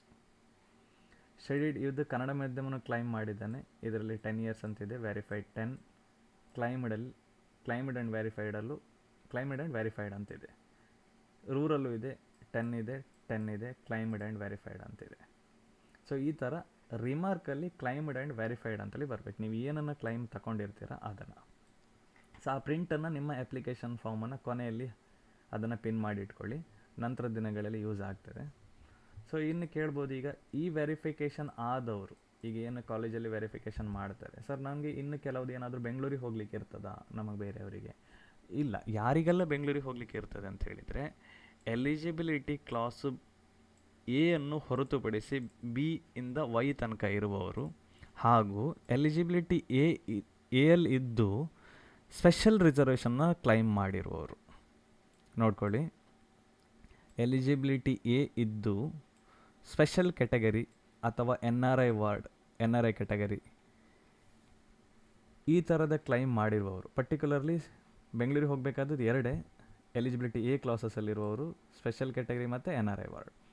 ಸೊ ಇವರು ಬೆಂಗಳೂರಿಗೆ ಹೋಗಿ, ಬೆಂಗಳೂರು ಅಂತ ಹೇಳಿದರೆ ಬೆಂಗಳೂರಿನ KEN ಎಕ್ಸಿಕ್ಯೂಟಿವ್ ಆಫೀಸ್ ಏನಿದೆ ಮಲ್ಲೇಶ್ವರಮಲ್ಲಿರುವಂಥ ಆ ಆಫೀಸಿಗೆ ಹೋಗಿ ನೀವು ನಿಮ್ಮ ಎಲ್ಲ ಡಾಕ್ಯುಮೆಂಟ್ಗಳನ್ನು ವೆರಿಫಿಕೇಷನ್ ಮತ್ತೆ ಮಾಡಬೇಕಾಗ್ತದೆ. ಅಂದರೆ ಇಲ್ಲಿ ಕಾಲೇಜಿನ ವೆರಿಫಿಕೇಷನ್ ಆದಮೇಲೂ ಕೂಡ ನೀವು ಪುನಃ ಅಲ್ಲಿ ಮತ್ತೆ ವೆರಿಫಿಕೇಷನ್ ಮಾಡಬೇಕು. ಇದು ಮಾಡಬೇಕಾಗ್ತದೆ, ಅದು ಮಾಡಬೇಕು. ನೀವು ಕೇಳ್ಬೋದು ಎರಡೆರಡು ಅಂತ. ಇಲ್ಲ, ಎರಡೆರಡು ಅಲ್ಲ. ಇಲ್ಲಿ ಮಾಡಿರುವಂಥದ್ದು ಸ್ಟಡಿಗೆ ಸಂಬಂಧಪಟ್ಟಿರುವಂಥದ್ದು, ಕನ್ನಡ ಮಾಧ್ಯಮಕ್ಕೆ ಸಂಬಂಧಪಟ್ಟಿರುವಂಥದ್ದು, ರೂರಲ್ಲಿ ಸಂಬಂಧಪಟ್ಟಿರುವಂಥದ್ದು, ಲಿಂಗ್ವಿಸ್ಟಿಕ್ಗೆ ಸಂಬಂಧಪಟ್ಟಿರುವಂಥದ್ದು, ರಿಲಿಜಿಯಸ್ಸಿಗೆ ಸಂಬಂಧಪಟ್ಟಿರುವಂಥದ್ದು. KEಯಲ್ಲಿ ಮಾಡುವಂಥದ್ದು ಸ್ಪೆಷಲ್ ಕ್ಯಾಟಗರಿಯಾದ NCC ಆಗಿರ್ಬೋದು, ಸ್ಪೋರ್ಟ್ಸ್ ಆಗಿರ್ಬೋದು, ಫಿಸಿಕಲ್ ಹ್ಯಾಂಡಿಕ್ಯಾಪ್ಡ್ ಆಗಿರ್ಬೋದು, ಎಕ್ಸ್ ಆರ್ಮಿ ಆಗಿರ್ಬೋದು. ಸೊ ಈ ಥರದ ಸ್ಪೆಷಲ್ ಕ್ಯಾಟಗರಿ ಸಂಬಂಧಪಟ್ಟಿರುವಂಥದ್ದು, ಪ್ಲಸ್ NRI ವಾರ್ಡಿಗೆ ಸಂಬಂಧಪಟ್ಟಿರುವಂಥದ್ದಕ್ಕೆ ಮಾತ್ರ. ಸೊ ಅಲ್ಲಿ ಮಾಡುವಂಥದ್ದು ಅಂದರೆ ವೆರಿಫಿಕೇಷನ್ನೇ ಬೇರೆ, ಇಲ್ಲಿ ಮಾಡುವಂಥ ವೆರಿಫಿಕೇಷನ್ನೇ ಬೇರೆ. ಸೊ ಇದನ್ನು ಯಾಕೆ ಹೇಳಿದೆ ಅಂತ ಹೇಳಿದರೆ, ಇಲ್ಲಿ ಕ್ಲೈಮ್ ಮಾಡಿದ ನಂತರ ಅಂಥ ಸ್ಪೆಷಲ್ ಕ್ಯಾಟಗರಿ ಇರುವವರು ನಂದೆಲ್ಲ ವೆರಿಫಿಕೇಷನ್ ಆಗಿದೆ ಅಂತ ಇಟ್ಕೊಳ್ಬಾರ್ದು ಮನಸ್ಸಿನಲ್ಲಿ. ಹಾಗೆ at the same time special ಕ್ಯಾಟಗರಿಯಲ್ಲಿ ಇಲ್ಲದೆ ಇದ್ದವರು ಅಥವಾ NRI ವಾರ್ಡ್ ಇಲ್ಲದೆ ಇದ್ದವರು ಇಲ್ಲಿ ವೆರಿಫಿಕೇಷನ್ ಆದಮೇಲೆ ನಂದು ಬೆಂಗಳೂರಿಗೆ ಹೋಗಿ ಮತ್ತೊಂದು ಸತಿ ವೆರಿಫಿಕೇಷನ್ ಇದೆ ಅಂತ ಮನಸ್ಸಲ್ಲಿ ಇಟ್ಕೊಳ್ಬಾರ್ದು ಅನ್ನೋ ಉದ್ದೇಶದಿಂದ ಇಲ್ಲಿ ಕ್ಲಾರಿಫೈ ಮಾಡ್ತಾ ಇರುವಂಥದ್ದು. ಸೊ ಹೋಪ್ಫುಲಿ ನನ್ನ ಡಾಕ್ಯುಮೆಂಟ್ ವೆರಿಫಿಕೇಷನ್ನ ನಿಮಗೆ ಸಂಬಂಧಪಟ್ಟಿರುವಂಥ ಎಲ್ಲ ಕ್ಲಾರಿಫಿಕೇಷನ್ ನಾನು ಕೊಟ್ಟಿದ್ದೆ ಅಂದ್ಕೊಂಡಿದ್ದೇನೆ. ಸೊ ಡಾಕ್ಯುಮೆಂಟನ್ನು ಒಮ್ಮೆ ಹೇಳಿಬಿಡ್ತೇನೆ, ಒಮ್ಮೆ ನೋಡಿ. ಕಾಲೇಜಿನಲ್ಲಿ ವೆರಿಫಿಕೇಷನ್ ಮಾಡೋರಿಗೆ ಮಾತ್ರ, ಎಲಿಜಿಬಿಲಿಟಿ B ಇದ್ದವರಿಗೆ ನಾನು ನಂತರ ದಿನಗಳಲ್ಲಿ ಅವರಿಗೆ ಮೆಸೇಜ್ ಹಾಕ್ತೇನೆ, ಸೊ ಏನೆಲ್ಲ ಮಾಡಬೇಕಂತೇಳಿ. ಅಥವಾ ಈ ವಿಡಿಯೋ ಕೆಳಗಡೆ ನಂಬರ್ ಕೊಟ್ಟಿರ್ತೇನೆ, ಆಲ್ರೆಡಿ ನನ್ನ ನಂಬರ್ ಇದೆ ಅಂದ್ಕೊಂಡಿದ್ದೇನೆ. ಸೊ ನೀವು ಕಾಲ್ ಬ್ಯಾಕ್ ಮಾಡಿ. ಅವ್ರು ಮಾತ್ರ ಎಲಿಜಿಬಿಲಿಟಿ ಎಯನ್ನು ಹೊರತುಪಡಿಸಿದ್ದವರು ಮಾತ್ರ. ಸೊ ಇಲ್ಲಿ ಸ್ಟಡಿ ಡೀಟೇಲ್ಸ್ ಯಾರ್ದು ಏನೆಲ್ಲ ಡಾಕ್ಯುಮೆಂಟ್ ಬೇಕಂತ ಹೇಳಿದರೆ, ಒಂದು ನೀವು 1 to 12 ತನಕ ಓದಿರುವಂಥ ಸ್ಟಡಿ ಡೀಟೇಲ್ಸ್, ಆಮೇಲೆ ಕನ್ನಡ ಮಾಧ್ಯಮ ಇದ್ದವರದ್ದು ಕನ್ನಡ ಮಾಧ್ಯಮ certificate with BO signature, rural ಇದ್ದವ್ರದ್ದು rural certificate with BO signature, linguistic minority ಇದ್ದವರದ್ದು Annexure 5 and 5A, religious minority ಇದ್ದವರದ್ದು religious minority certificate plus Annexure 4. So ಕೆಲವೊಂದು ಕಾಲೇಜಲ್ಲಿ Annexure 4 ಇಲ್ಲದೇನೂ ರಿಲಿಜಿಯಸ್ ಮೈನಾರಿಟಿ ವೆರಿಫೈ ಮಾಡಿದ್ದಾರೆ. ಸೊ ಅದು ಕಾಲೇಜಿಗೆ ಸಂಬಂಧಪಟ್ಟಿರುವಂಥದ್ದು. ಸೊ Annexure 4 ಕೊಡೋದು ಒಳ್ಳೆಯದು. ಸೊ ಹಾಗೇನಿಲ್ಲ, ಕಾಲೇಜವ್ರು ಆಲ್ರೆಡಿ ವೆರಿಫೈ ಮಾಡಿದರೆ ಸಫಿಷಿಯೆಂಟ್, ನೋ ಇಶ್ಯೂ. ಅದು ನಿಮ್ಗೆ Annexure 4 ಅವನೇ ಅದರ ನಂತರ ದಿನದಲ್ಲಿ ಕೇಳಿದರೆ Annexure 4 ಒಂದು ಕಾಪಿ ತಂದು ಕೊಡಿ ಅಂತ ಹೇಳಿ. ಸೊ ಅದನ್ನು ಕಾಪಿಯನ್ನು ನೀವು ಒಂದು ಕಾಲೇಜಿಗೆ ನೀವು ಓದ್ತಿರೋ PUC ಸ್ಟಡಿ ಮಾಡ್ತಿರೋ ಕಾಲೇಜಲ್ಲಿ ಸಬ್ಮಿಟ್ ಮಾಡಬೇಕಾಗ್ತದೆ. ಸೊ ಇದಿಷ್ಟು ಡಾಕ್ಯುಮೆಂಟಿಗೆ ಸಂಬಂಧಪಟ್ಟಿರುವಂಥದ್ದು. Okay, thank you. ಏನಾದರೂ ಕ್ಲಾರಿಫಿಕೇಷನ್ ಬೇಕಿದ್ದಲ್ಲಿ ಅನಾವಶ್ಯಕ ತಪ್ಪು ತಿಳಿಬೇಡಿ, ಹೇಗೆ ಹೇಳ್ತೆ ಅಂತೇಳಿ. ನನ್ನ ವೀಡಿಯೋದಿಂದ ನಿಮಗೆ ಕ್ಲಾರಿಫೈ ಆಗುವಂಥದ್ದನ್ನು ನಿಮ್ಮ ವೀಡಿಯೋದಲ್ಲೇ ರಿಪೀಟ್ ನೋಡಿ, ಪೌಸ್ ಮಾಡಿ ನೋಡಿ, ಸೊ ಬ್ಯಾಕ್ ಬಂದು ನೋಡಿ. ಸೊ ನಿಮ್ಗೆ ನೋಡಿದ ಮೇಲೂ ಕೂಡ ಕೆಲವೊಂದು ತುಂಬ ನಿಮ್ಮ ಮನಸ್ಸಲ್ಲಿ ಕನ್ಫ್ಯೂಷನ್ ಇದೆ ಅಂತ ಹೇಳಿದರೆ ನನಗೆ ಕಾಲ್ ಬ್ಯಾಕ್ ಮಾಡಿ. Thank you.